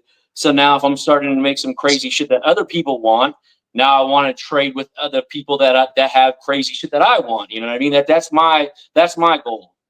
Yeah, that's rule number 1. Make the shit that you like, because worst case scenario, you just keep it all. Exactly. Right.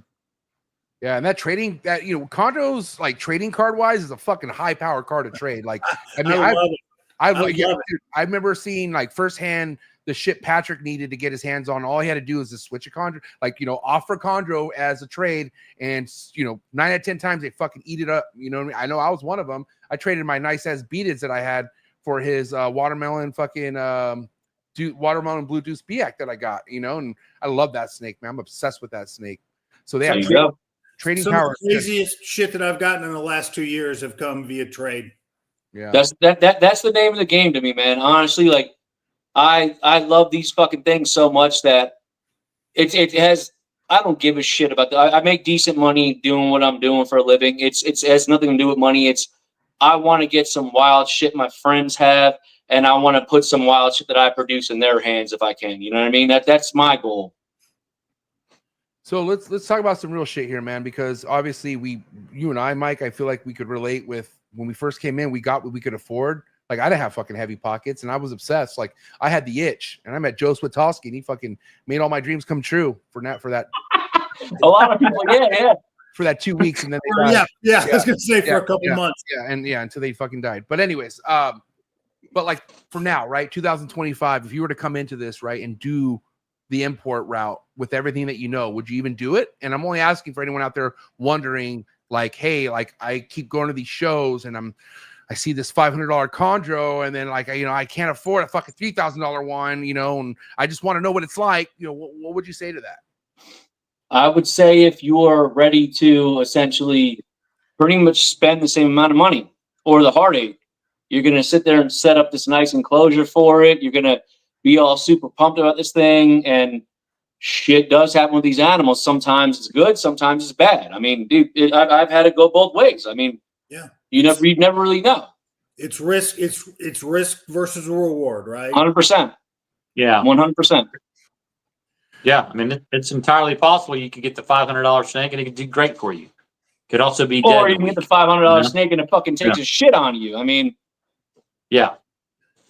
But how would your, like, what was your angle, right? Like, I remember when I would get an import, I was so worried, like, what the conditions were. I would want it to eat as soon as possible. So I would see, like, what kind of feeder it was and kind of, like, see what I was dealing with from there. Were you like that? Or, like, did you give your, like, imports at the time, like, time to settle in before feeding? Like, what was working for you? I let them chill for, like, my like, guidelines back then were, like, at least 2 weeks, like, let them settle in, let them hang out, watch them on camera. Because like I said, I'm a big advocate of cameras. Like, I have cameras all over my snake room, and I could sit there and watch my animals from not even being in there. So I sit there and see what they're doing. What kind of cameras, Mike? We got to say for the, like, what's your choice of cameras? So specifically, okay, so I'm gonna get into a couple cameras real quick. So my cameras that I use in my room, I have the Waze PTZ cameras, which are the pan tilt zoom, and they have essentially almost 360 degrees of motion to watch any fucking animal you have in your room. But when we Chuck and I started talking about egg box cameras or lay box cameras. So I don't know if you've ever watched the videos I posted of my females laying eggs, and it's a bird's eye view of my females laying eggs, is because Chuck and I were talking one day, and it was for my first clutch, that my first clutch that I had was in a PVC, it was in a tub, and I found this weird little it was like a half stump. It was for like guinea pigs, and I'm like, that kind of seems perfect for, yeah, there you go, exactly, dude. That's one of them. Yep. So that's the bird's eye view that Chuck and I came up with, because I put a camera on the outside of the enclosure and I was trying to watch what the female was doing, and she moved the sphagnum moss. I'm like, dude, I can't see shit. And Chuck was like, bro, what if we looked right down on them and we had a camera right looking at them? I'm like, dude, that's a good idea. So I dremelled a hole out, cut it, zip tied a camera, and that's the view you got, and we started running with that shit. So that's what we've been doing, man. So remind me, right? She's in what? Right? She's in something like PVC plastic, or she's in something wood. I can't. So this one, no, that specific, that was my. I'm pretty sure that is that my Aru, is that my James Opal? Because it's really small. I can't see. It's a bird eye view of Mama dropping. It doesn't really say. It does say that this is from 2023. So this is June 13th of 2023. Okay, so I'm assuming that's the fake little stump. So okay, got it. Yeah, at like Petco, they have like these fake little like tree stumps that for like I guess for guinea pigs or something like that. Yeah. And I'm like, dude, like, fuck, that looks like a perfect lay box. And I put that in there and I throw sphagnum moss in. If there was sphagnum moss in there, that's 100%. If there's tallow on that one, that's the Aru, and that's the cake carrier. Yeah, there's no tallow in this one. I'm trying to find the other. You said you have another video of a girl. Yeah, there's another video. It might not. Yeah, hold on. Keep scrolling up. Oh wait, no. So do you just have these cameras kind of spread out throughout the room where you can see into every cage at any time? Yep. That's nice. Absolutely. Here we go. She's in a towel right here. I like the towel method. Shout out to Garrett. Dude, that's something I changed from my first to my second clutch. That it was so much better than sphagnum moss, dude. Yeah, I think they just like it better because it's like, it's soft. It kind of gets humid in there also once they're all wrapped up in it. Like I don't know. I think it's just less like shit for them to be concerned about. Because I've also seen sphagnum moss in the mouth and shit like that. Like all exactly all over the face. All the dirty bullshit. Yeah, exactly. I like the towel method as well, but Buddy Buscemi, he throws a freaking bucket in there. Nothing in there, just a freaking plastic bucket. That's what he does. Hey, buddy. so are you guys just put is that like a dry, like a dish towel or something? Just like a dry, small. That's what I use. Dish towels, just dish towels. I mean, I keep mine in I forget the size, but basically the size I keep my female ball pythons. She's in a rack like that size with a full-on fucking bath towel. I use a full-on bath towel.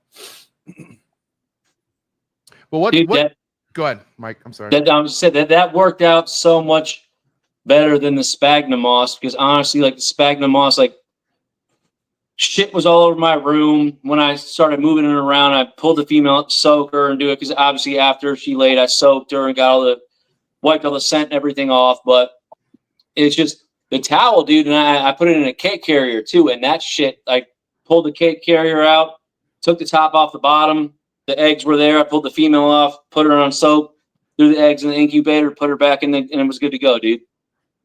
Hey, Mike, I wanted to ask, I'm always curious about people's incubation methods. So, Mike, good job. Maybe you could just explain how you incubate your eggs. So what I kind of switched it up from last one to this one, but my best case scenario I've had is I incubate for 87.5 for the first 40. And from there on, I drop 0.2 of a degree. So I get to 86. And I've had both my clutches hatch at, I think, day 53. Okay. And what's your substrate, water or? So first round was just straight distilled water. Second round was Orbeez and distilled water. But what's Orbeez? Orbeez is like that. Like Chuck Amico actually put me on this shit. It's like those weird little pellet gun water balls, beads, right? Water, yes. Yep. So he put me on that shit, and my stupid ass, I filled it up too much. It was like just a bunch of balls floating the fuck around. And I'm like, hey, whatever. At least I'm not gonna run out of humidity. Like whatever. So. Yeah, I went through the same thing. I tried using them, and do you want to know something crazy? I got the one on Amazon where it's like 5,000 in a jar. And that's what I got. And of course, I knocked the jar over fucking everywhere, bro. I was like, this is stupid. I was so mad. I went to Paralite. Fuck it. You're going to find those things until the day you leave wherever the fuck you left them, dude. I find them under my feet. I step on them. And no matter how many times I sweep, I still fucking step on one of them. And I'm like, holy shit, where are these coming from? And Mike, do you ventilate your egg box, or they're completely airtight, or what? Yeah. So first roundabout, I kept it sealed, and I dealt with mold issues, and that was a problem. That's why I think another reason why I lost some eggs. Like it was sealed as shit, and it didn't work out very well. So second round, once again, Chuck put me on this Cambro box with a airtight seal, and I tried to go. I pre-drilled holes, and I started to see a little bit of white mold again. I'm like, I'm not doing this shit again. So I uncovered the holes that I drilled, and actually I let it run. I think I had 6 holes on each side, but I also ran wet chamber and wet box at the same time. So it was just kind of like just a circulation of the humidity and whatnot. So the humidity in your incubator is high, like 80%, 90% in the incubator. In the main chamber, I think it was like 86. In the box, it was like 99, 98, something like that. Yeah, that sounds good. Yeah. See, I feel like I prefer a high humidity ambient in my incubator because I just put air. I let the air holes fucking breathe, man. I think the ventilation is crucial if you have high humidity in your incubator on top of the egg box.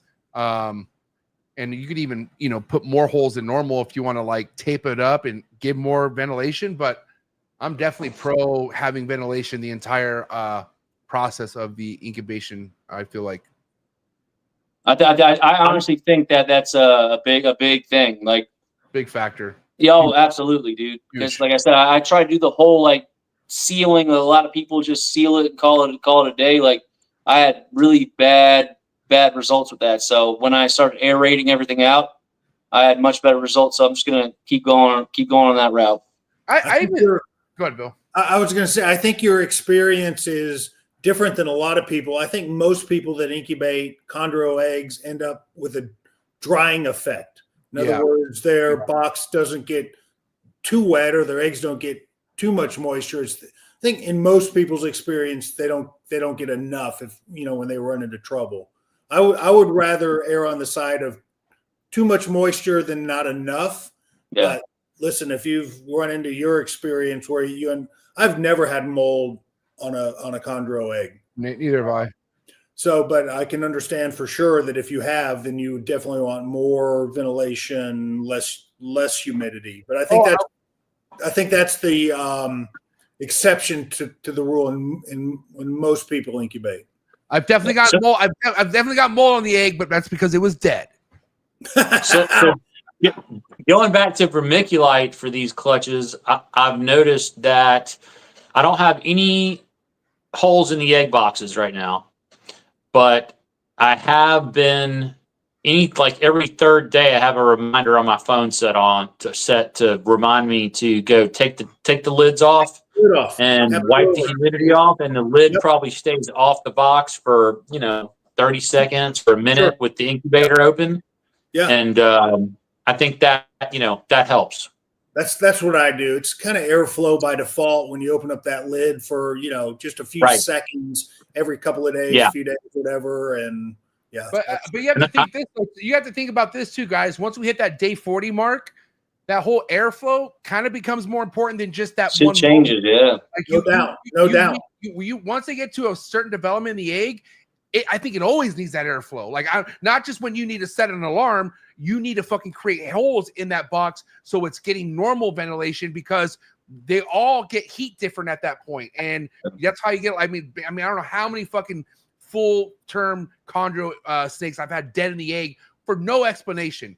But this was prior to me giving ventilation holes. Mind you, I've only had one good clutch, so I don't really. This next clutch could be a whole nother story. But based on what I could tell, man, that ventilation, the holes in that box is so important at a certain time. I feel like, Marshall, so you should maybe consider having holes in there at in the day 40s. I feel like personally, that's just my recommendation. Yeah, I've thought about it. One thing is I've been running the incubator with some open tubs of water in the bottom of it, which I used to fill the bottom up with water. I do that. The problem is it would get nasty though. So like by the end of the season, like when I hadn't shut it off in 8 or 9 months, there was like that's a fucking water, Marshall. If you could change your I can't. Like, how do you get siphon the water out of the bottom of your pain in the ass, bro? You want to know pain in the ass, bro? Bro, having everything paired up and you're just trying to change waters and the fucking males are snapping at you, and you're like, dude, what the fuck, like, And I just realized when you have 10 males paired up and none of them you could change the waters, that sucks, bro. But guess what? They need water, Marshall. Okay, you could do it, dude. What the fuck? Can't believe you just said that. Anyway, I've been running it dry, running a dry chamber. So the humidity's gone from like, if I run in 2 open tubs, it has gone up from 30% to 75%. And so I think that helps keep the egg boxes from drying out too. I can tell you one thing. Oxygenation is very important at the end of incubation. It's 100%. Not so important at the beginning. So whether you choose to ventilate from the beginning or not, I don't ventilate in the beginning, but I do think it's important towards the end that those eggs are exposed to airflow and oxygenation. I can tell you that's not just MJ's favorite word, anecdotal evidence. Anecdotal. And at least I can say it now. But that is based on studies from a researcher out of Arizona State University. And I would encourage anybody that's incubating python eggs to go on Really a Python Radio and listen to an episode that was done from a PhD guy out of Arizona State University. And all his work, all of his graduate student work is based on python egg incubation. So take a listen to that episode. It's very valuable. It tells you, why we artificially incubate versus maternal incubation. There's something called central egg incubation syndrome where, maternally incubated eggs in the middle. They don't get as much airflow at the end, and they don't hatch with the regularity of the external eggs in the clutch. It's a fascinating listen. So listen to that. And what was the guy's name again? Is it Dale DiNardo? Is that him? Yes, that's who it is. Oh, perfect. From Arizona State University. It's a great listen. Shouts to my So NPR you're not ventilating yours at the beginning. You're just doing it at the end. You said, right? Yeah, I am personally. I don't think. What day are you ventilating? 40? Yeah, like day 40. Yep. And what is it? What does the ventilation look like? What is it? Is it just a one hole, two holes? No, multiple holes in the chamber, and I don't think there's anything exact science to it. Marshall, I think your idea of just opening the box every couple of days, that ventilates the clutch. That ventilates and oxygenates the eggs. But it goes away. It goes away as soon as you cover that fucking box back up. Yeah, but think about it, dude. How much? You've exchanged the air and you've oxygenated the box when you do that. Yeah, right. Okay. Like how much exchange do you think is happening through a quarter-inch pinhole over the course of a day? I bet maybe not as much as if you take the whole lid off. And we're talking artificial here. That's why this is one thing I don't think we should do is compare artificial fucking incubating to goddamn chondro incubating itself. This is completely different. I don't care how airtight you think it is. You don't know how much she's breaking up, like where. So I think that's not good to fucking match up like artificial incubating to an actual maternal incubation. I feel like a whole different ball game, guys. I really do. And that's why we're seeing a lot of people like myself in the beginning go through full-term babies who just won't come out of the egg because they're fucking exhausted. They have no energy to come out because there's no ventilation, pal. Sorry. Well, I mean, that's, I think we all would agree that ventilation at the end of incubation is important. I think you should try it. Oh, 100%. But at the same point in time, like I'm a big advocate of I'm ventilating the entire time now. Yeah. Same here. From what I experienced to the dude, I don't think it was till day 43 I had to open the lid to wipe condensation off the top. Other than that, dude, I literally just watched them for 43 days, and I'm like, holy shit, let them ride, dude. I'm good. Yeah, that's another thing, right? Like I didn't notice a lot of like droplets by me having ventilation, but mind you too, like my incubation ambient, the humidity is high. It's like in the 70s. So I feel like that's why I can maybe put a couple holes. But I will tell you this, Marshall, before day 40, I have one hole on each side open. I don't have a shit ton of holes open before day 40. Once day 40 hits, I have about 8 holes that I open up. And it's about two, I don't know, I'll show you a picture, but I have all these little tapes that I start to open up little by little. I don't full blown just open up all the tapes. As the days going by and I'm lowering the temps, I'm opening up more holes. So yeah, I don't know. I mean, that's what I do, MJ, but it sounds like what I'm doing is later than what you're doing. Because you're doing 0 holes until day 40.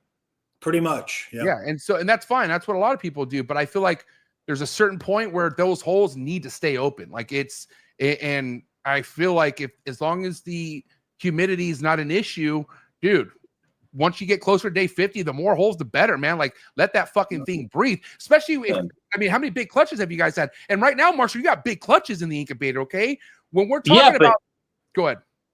I was just going to say, I have provided ventilation at the end, but I think my problem the last couple of years has been that the eggs have had too much ventilation, where they've to the point where they've dried out to the point where they're denting on you.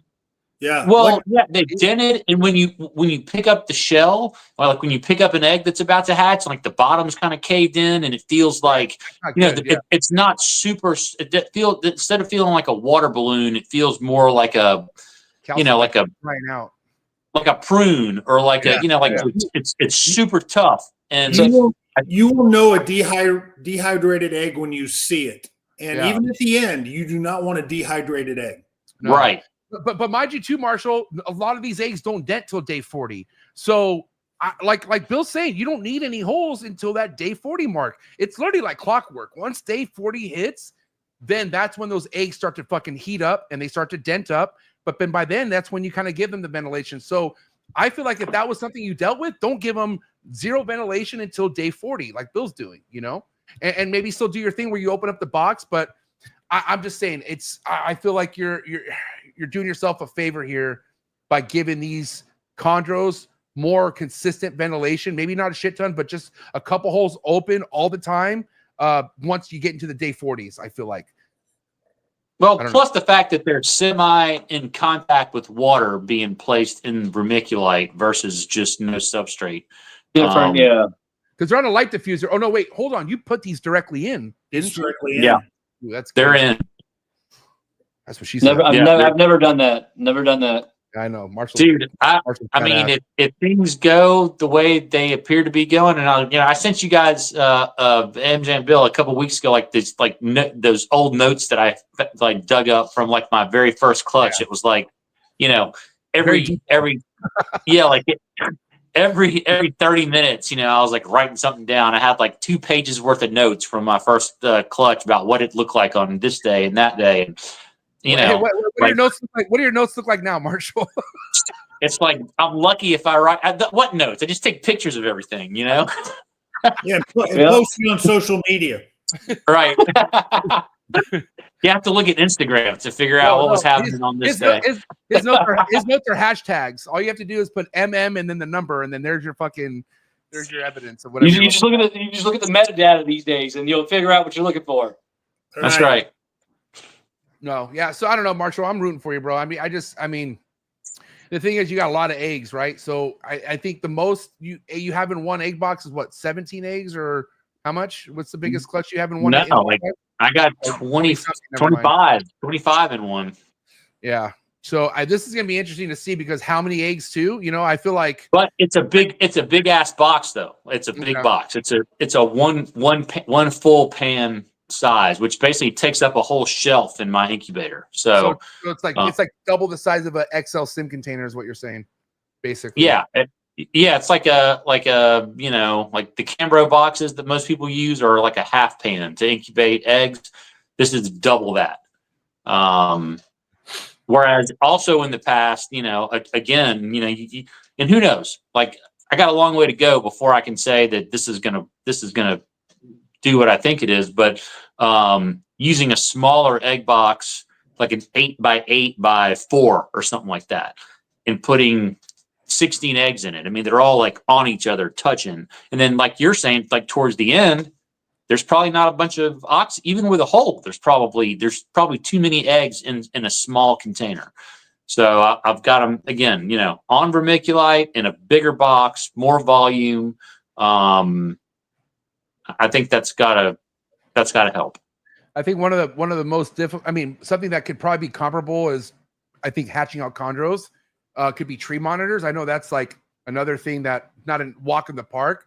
But when I went to Brian Susan and I saw how he was hatching out all his tree monitor eggs, he puts them in like a fucking salad bowl, like a Tupperware salad bowl, like a big circle salad bowl that's just like, I'm talking about like filled with perlite. Which is very heavily saturated with a light diffuser on it, and then he puts the eggs. But he feels like that bigger atmosphere in a box or in an egg box is you get better success. I feel like, Marshall, what do you do? 1-1 weight? I did 0.9 to 1, 0.9 water to 1. I was talking to Ryan actually earlier a couple of days ago. He's been doing 0.75 or 0.7 to 1, so even drier. But it's like 0.9 to 1, and vermiculite can change depending on your relative humidity. So it's a little bit of a it's just kind of by feel. You want it to where it's damp and it'll clump, but you can't squeeze water out of it. Yeah, you don't want soup. Yeah, it's definitely like a almost like kind of like you're cooking something in the goddamn kitchen. Like you test, like you got to go with what you feel is what works. It's kind of, that's why I don't go with people's ratio. I just go based off like how I feel like, all right, that's not too wet, it's not too dry. Because it can change. I mean, you've got vermiculite keeping it at your place. When you weigh it, it's got less water in it than when I weigh it at my place. Yep. Damn, someone hacked Bill. He got booted, and now he's trying to come back on, and he's getting the disconnected device like the homie Mike was getting. So damn Android shit, bro. Fucking Android. What kind of Android you got, Bill? You got it covered, dude. Hey, Mike, what are some tips for people just coming into the game? Let's maybe think about people who are approaching their very first time breeding. What are some things for people to look out for? What advice you have for people out there? Number one, I would say what I've learned from my own experience is be patient. Number one, patience is absolute key. Number two is, once again, get cameras, watch your animals. Be like, I look at myself as the middleman. Like, I honestly don't think I do shit anymore. I literally just put one animal from one enclosure to the other, to be honest with you, dude. I just watch what my animals do and I listen what they're doing, and I put them to where I feel like they need to go accordingly. Just take your time, be patient, and if shit doesn't seem right, especially if you're dealing with something you've never dealt with, actually acquiring an animal, like, do your research, man. Figure out who's doing what. Like, and this community is pretty big, but at the same time, it's small enough that you reach out, like, you'll find what you need to find pretty quick. So, yeah, as big as it is, it's easy to find, like, all right, this is the guy you should be listening to versus, like, what the fuck? people got credit scores, dude. Yeah. For sure. Oh my God. That's a good way to look at it, man. People definitely got credit scores. And if you dig deep, no matter what they're trying to tell you their score is, it's below 400. So exactly. Like, you'll find that fucking you ain't getting that bullshit. Like, yeah, exactly, dude. Yeah.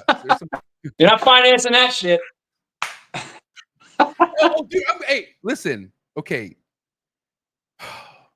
The whole idea of taking out a loan to buy chondros, that's like, how fucking scary does that sound to you guys? Terrible. That's a terrible decision. That's a terrible decision. You want to talk about, like, okay, first and foremost, even if you could afford chondros, you're almost in the hole, like, on a whole nother level already off the bat. Like, there's no guarantees, obviously, with any living animal or whatever. So there's already a chance of you losing big. Like, no loan or loan, it doesn't matter. Like, you're already up against an uphill battle. So when you owe the bank and you're up, dude, that's how do you sleep at night? First and foremost, I don't even know how you enjoy keeping chondros when you know you owe the bank money. It puts a whole other level of pressure on you, you know, to make it, you know, for things to go right. And you know, as we've said a million times, man, sometimes shit just doesn't go right. You can do everything right, and sometimes shit just doesn't go right. Most of the time, shit doesn't go right. Right. Yeah. Which, okay, like, which we all know, like, it could be not fun going through that, but it is what it is. But imagine going through that and you still have that payment every month to the bank. And it's like, dude, I don't know. This is supposed to be a hobby, right? And I'm not saying that it's not for most people, but goddamn, this is something we were supposed to keep because we love it, right? To have something attached like a loan bill to it. Speaking of Bill's back. Thank God. Sorry, guys. Bill? Hey. So, Bill, I was wondering if you could co-sign a loan for me. I want to buy. Your credit's good with me, bro. I got Bill, you. okay. Bill, listen. And Bill, I know you've stated the fact for sure that you convince people to maybe not get into chondros when they're just coming. But what would you say to someone who, like, took a loan out of the bank and wants to fucking drop all this money with you? Like, what conversation would you have with that person? Absolutely ridiculous. I hope they don't tell me that if that's what they're doing. Ridiculous. You know, acquire what you can afford. And if it means if you save 6 months more or a year more, you know, to get the right animal, to get an appropriate animal, do that. Don't put money on your credit cards or take out a loan, except for you, MJ. You have a blank check. There you go. Yeah. No, but just, I mean, like, unnecessary stress is the last thing you should do to yourself when it comes to getting into green tree pythons, or I would say even in the reptiles, period. Like, why even do that to yourself? Like, you know, because it's supposed to be fun. This is supposed to be fun. 100%. Yep. Yeah, it is. But the whole fun thing gets really cloudy when all you could think about is making money. Like, how can I make my money back? How can I make my money back? That's the deal. That's the deal. Because, I mean, if you think about it, you know, like, if you get into, let's just say, aquariums, you know, like, you're going to spend money and you're not going to get any of it back. Like, you know, it's not an investment, right? Or playing golf, or, you know, whatever, target shooting, whatever you're scuba diving. These are things that you spend money on, but it's not an investment. So when you start thinking of chondros as an investment, that's kind of where you start going off the rails a little bit.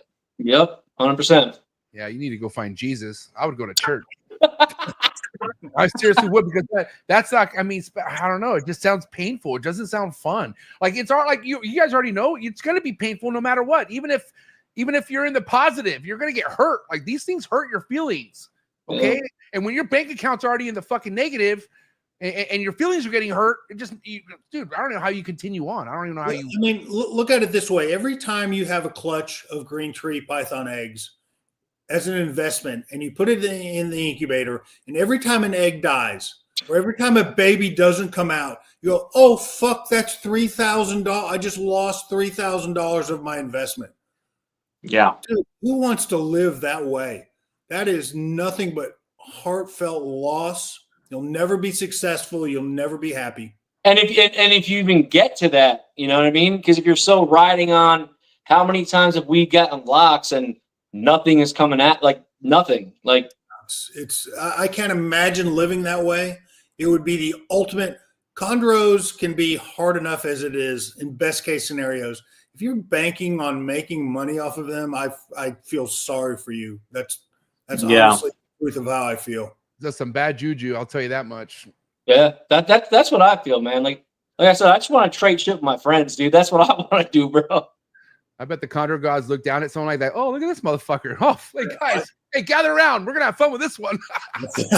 I couldn't agree more, man. I think you're right. I think it's a recipe for disaster.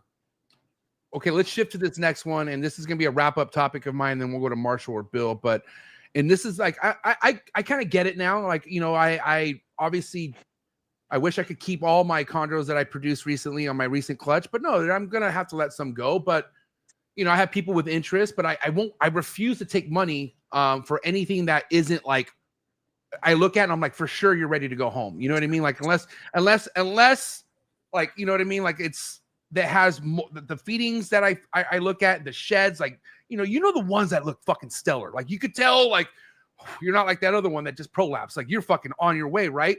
But taking deposits before establishing a neonate, especially when you don't even have a name in this, really, right? Like if you're somebody coming out with your first couple clutches, all right, how risky is it taking deposits on a clutch that you just hatched out that haven't even eaten yet? Is that going to me? Anyone? I mean, what? And it's all around the board. Like, well, it's like, you know, and I know Marshall doesn't really relate to this because he doesn't what does he sell? But I'm just saying, like, in a perfect world, like, and I know Bill, like you're a special case and you delegate it differently, but you're not, this isn't the normal thing for most people, but you know, taking deposits, letting people know you have something before it even eats, right? Like, is that another kind of way to set yourself up for failure? Like kind of getting ahead of yourself, collecting money for snakes that you're willing to let go of, but they haven't even eaten yet? Or what do you think about that? Whoever wants to talk on that. Well, I mean, I can address that because I am in that situation. And it's only because my numbers have become significant enough that although I guarantee nothing, you know, I have a very high likelihood of being able to deliver on what's being asked of me. But having said that, you know, when I accept deposits, that money is always in the bank and it's always ready to be refunded. And, you know, I think it's just, it depends on, you know, what you're willing to release and the potential that you have to produce and your longevity and a lot of different things that go into this. And so, you know, I mean, I've accepted deposits on animals that haven't even been laid yet. What about this, Bill? Have you accepted deposits where the animal's ready, but the person's like, oh shit, or like even flakes out? Like, do you deal with a lot of that where you're even getting deposits on people where, okay, your snake's ready and they're either ghosting you or like, I'm wondering if there's any of that happening to you at all. Very, very little. I mean, and I've, you know, 18 months out, you know, I say it'll probably be 18 months before I can put an animal in your hands. And really, I mean, I'm telling you, 95% of those have worked out and been successful. But again, that's my situation is a little bit unique because it is big I'm time producing and willing to release a lot of animals every year. Yeah. And I always hide my bets on the very low end of probability, so I may think I may produce, I could realistically produce 80 or 100 animals this year. Am I going to accept deposits on 80 animals? Not even close. Yeah. And I'm not even guaranteeing people a clutch. I'm just saying, listen, these are my melanistic pairings that I'm pairing this year. I think there's a very good likelihood that I can give you an animal from one of these 6 pairings. That's it. And I think the main thing in this discussion is that if you take a deposit, you can't spend it until you send the snake off, right? Oh, man. You've got to be able to return the deposit if something goes wrong. Problem is if you're dependent on the money or you need it or whatever, you can't, you take somebody's money and you may have zero intentions of, screwing them over or whatever, but whatever, the wrench dude, the fucking dog gets sick, whatever. You've heard every excuse in the world. But until that snake is safely in the buyer's hands, it's still your responsibility. Not only safely in their hands, but safely in their hands and established. So yeah, but the way I see it too, guys, is how many times, obviously, where we have a chondro that even looks good after a few meals, and then it does something fucking God damn it, where the hell that come from, right? That's why I feel like, man, unless I'm like, dude, I would buy that snake based off the feeding charts. I'm not going to let people know it's available personally. That's because I don't have a name like you, Bill. And you don't think there's a motherfucker out there who would love to be like, oh my God, MJ sold me a fucking faulty chondro. He sold me a piece of shit. That's the last thing a motherfucker's ever going to say about me. I'll tell you that much. You know what I mean? So yeah, my position is different than you, Bill, for sure. Really, all it takes is 1 or 2 bad experiences. I could have 90 good experiences that you'll never hear about, but if I have 1 or 2, you're going to hear about it. So you have to do things. You have to prepare. You have to be able to be willing to release holdbacks. If an animal that somebody's picked out, and it doesn't get established or it prolapses, well, then you better be able to either give them their money back or give them something better in return. And I've done that before too. So, you just have to use common sense, and you have to, your reputation in this is way more valuable than a $3,000 snake. Right. Yep. If making it right isn't a priority, then good luck. You're going to be checking out real quick. Yeah, then you're done, because there's a lot of other people that are producing great chondros. Yep. They'll go right down the line. So you just have to be really, really careful. Facts. You want to touch on that, Mike? No, I agree with what he's saying. I mean, I'm in kind of Marshall's corner, but if I were to ever think about releasing anything, I would make sure 110% it's bulletproof, and God forbid shipping stresses it out or something, I would have no problem sending videos or however I got this animal eating or whatever it may be. I mean, because there's a handful of things. Like a healthy chondro is a healthy chondro. Yeah.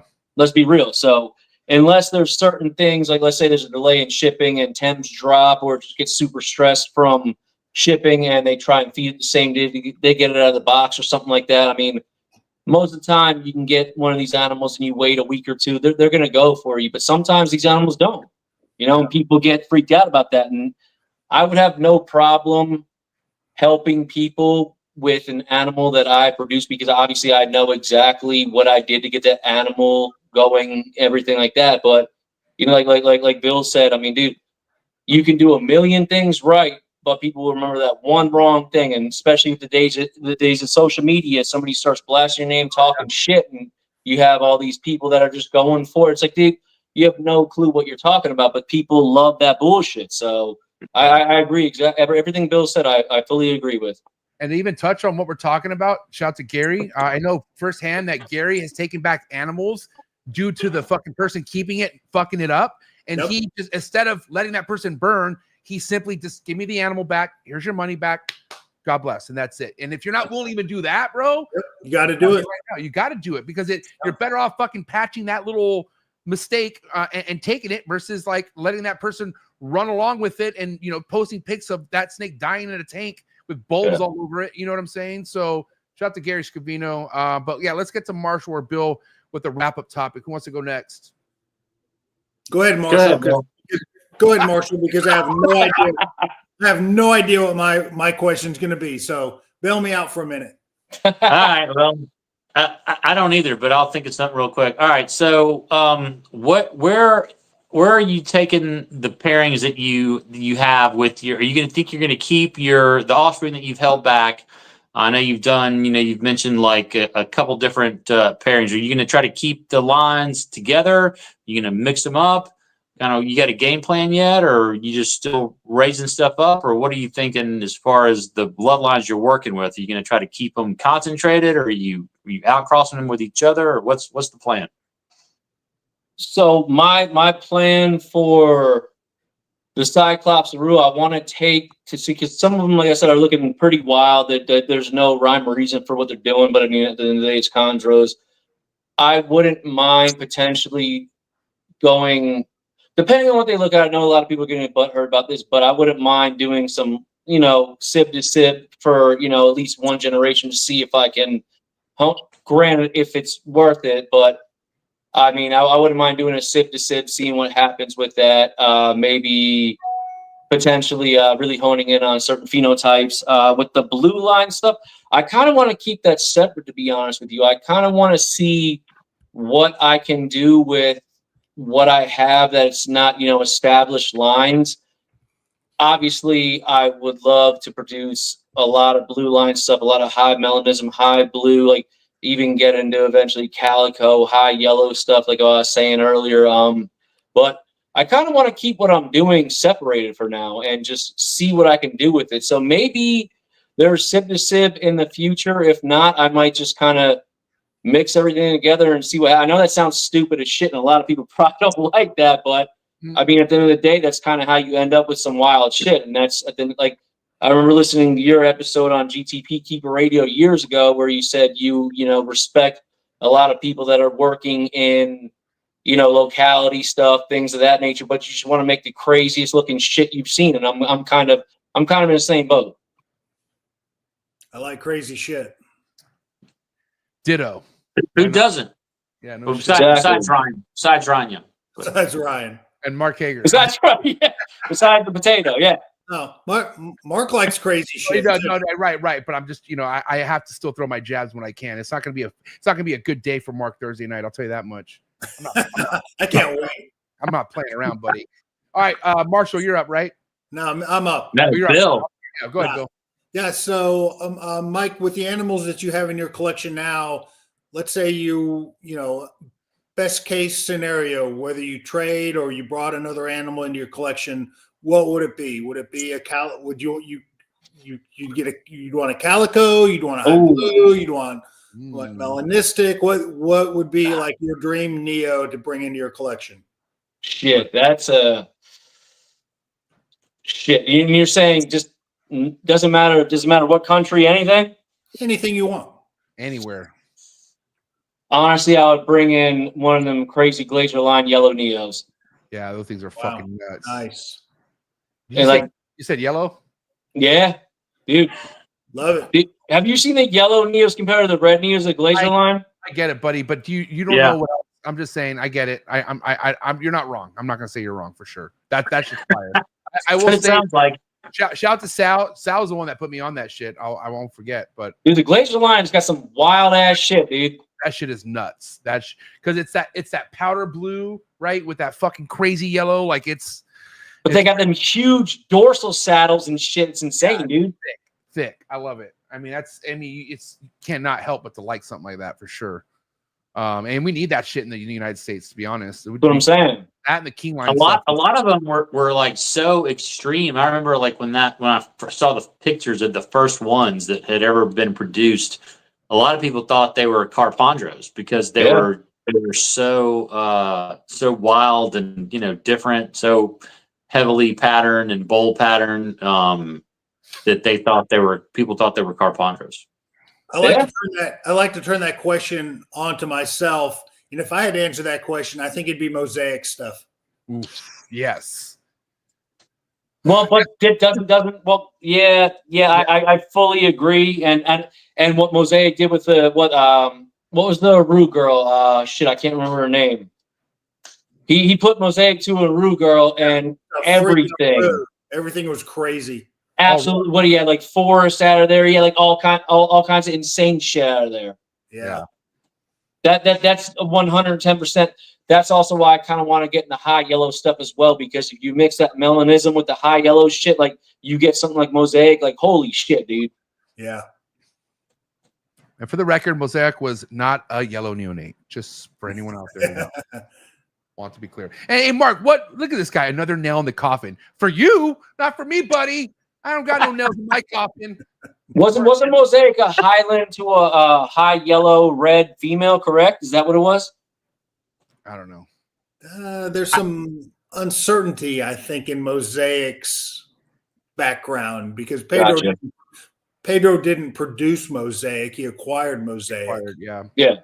Did he get Mosaic from the U.S. or was it from Europe? Overseas. Yeah. Okay. Yeah. He just made it happen for sure. Shout out to Pedro, man. I miss you, buddy. We got to get Pedro on here. We definitely need a Pedro episode.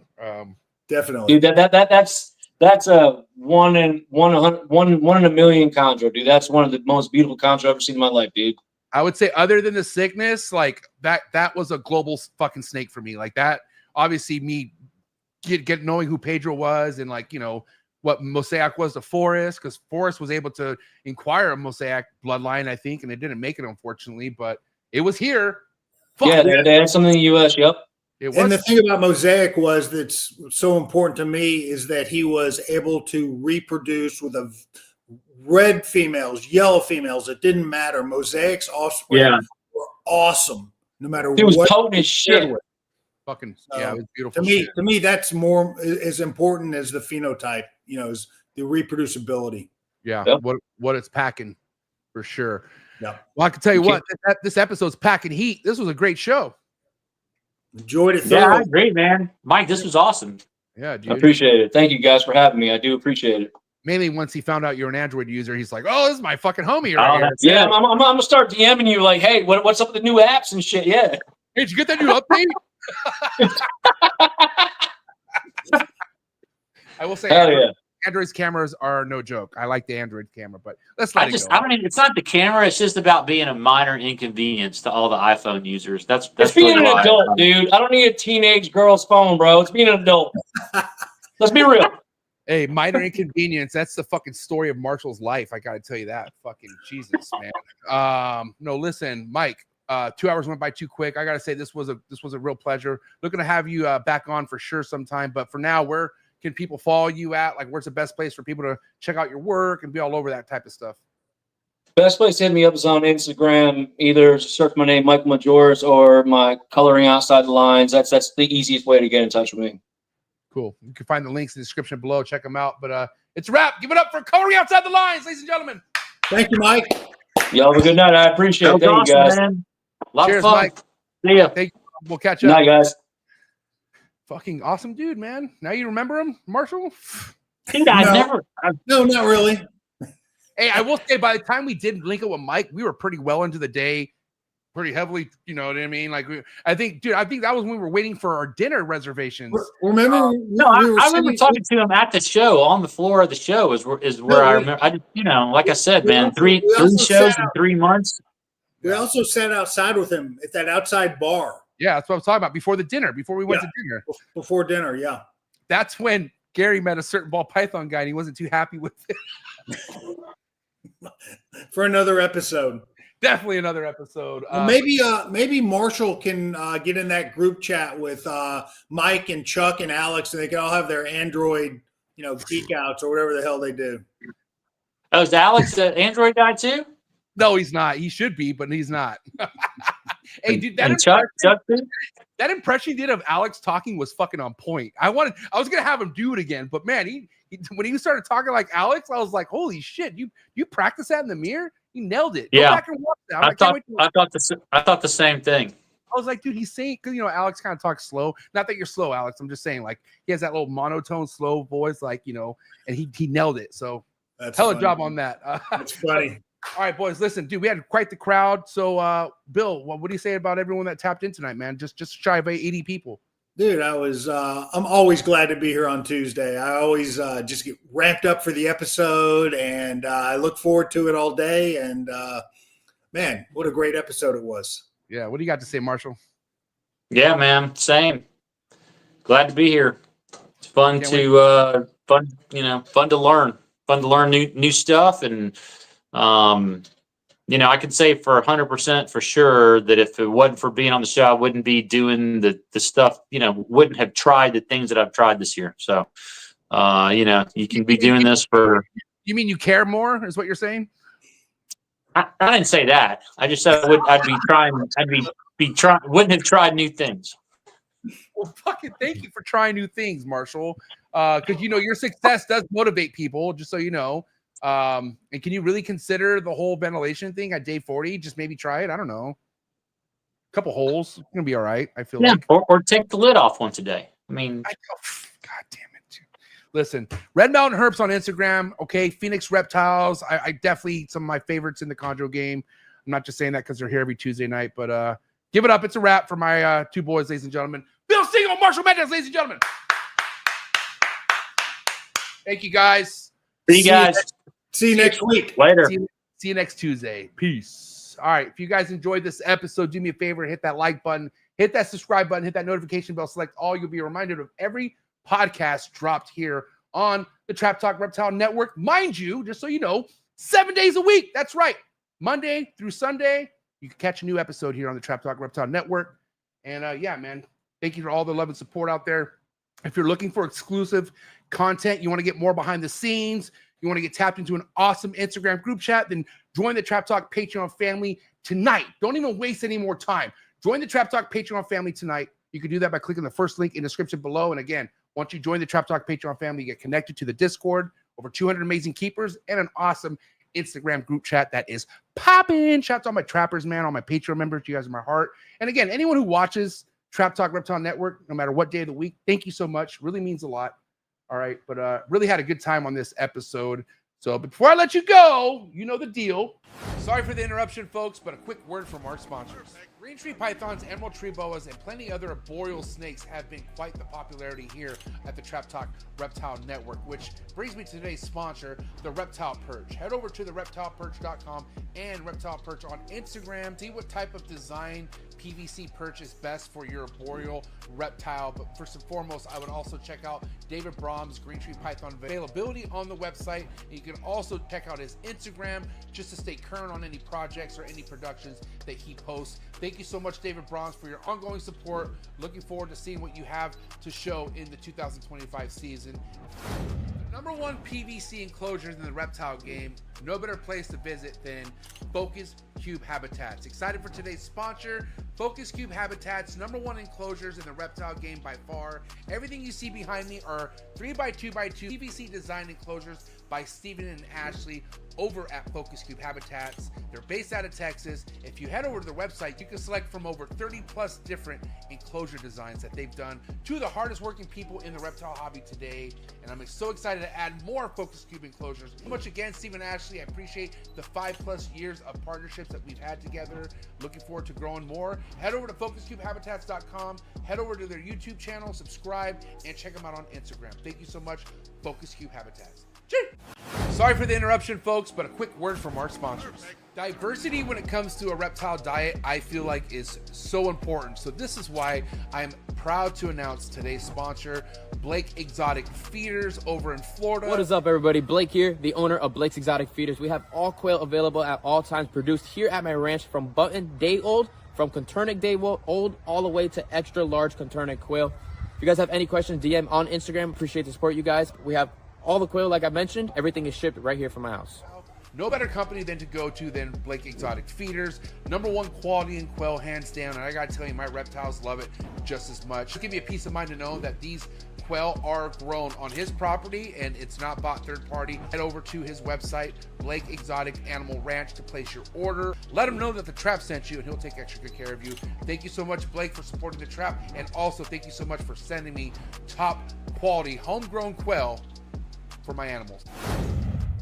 One of the things I love about being a part of the reptile industry is all the learning, okay? Learning can be fun, and I can prove that to you.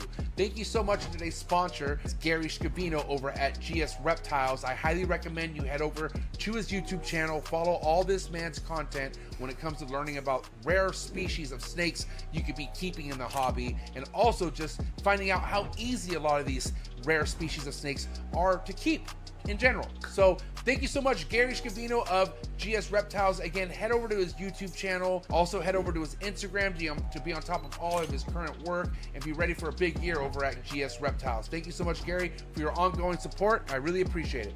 Cheers.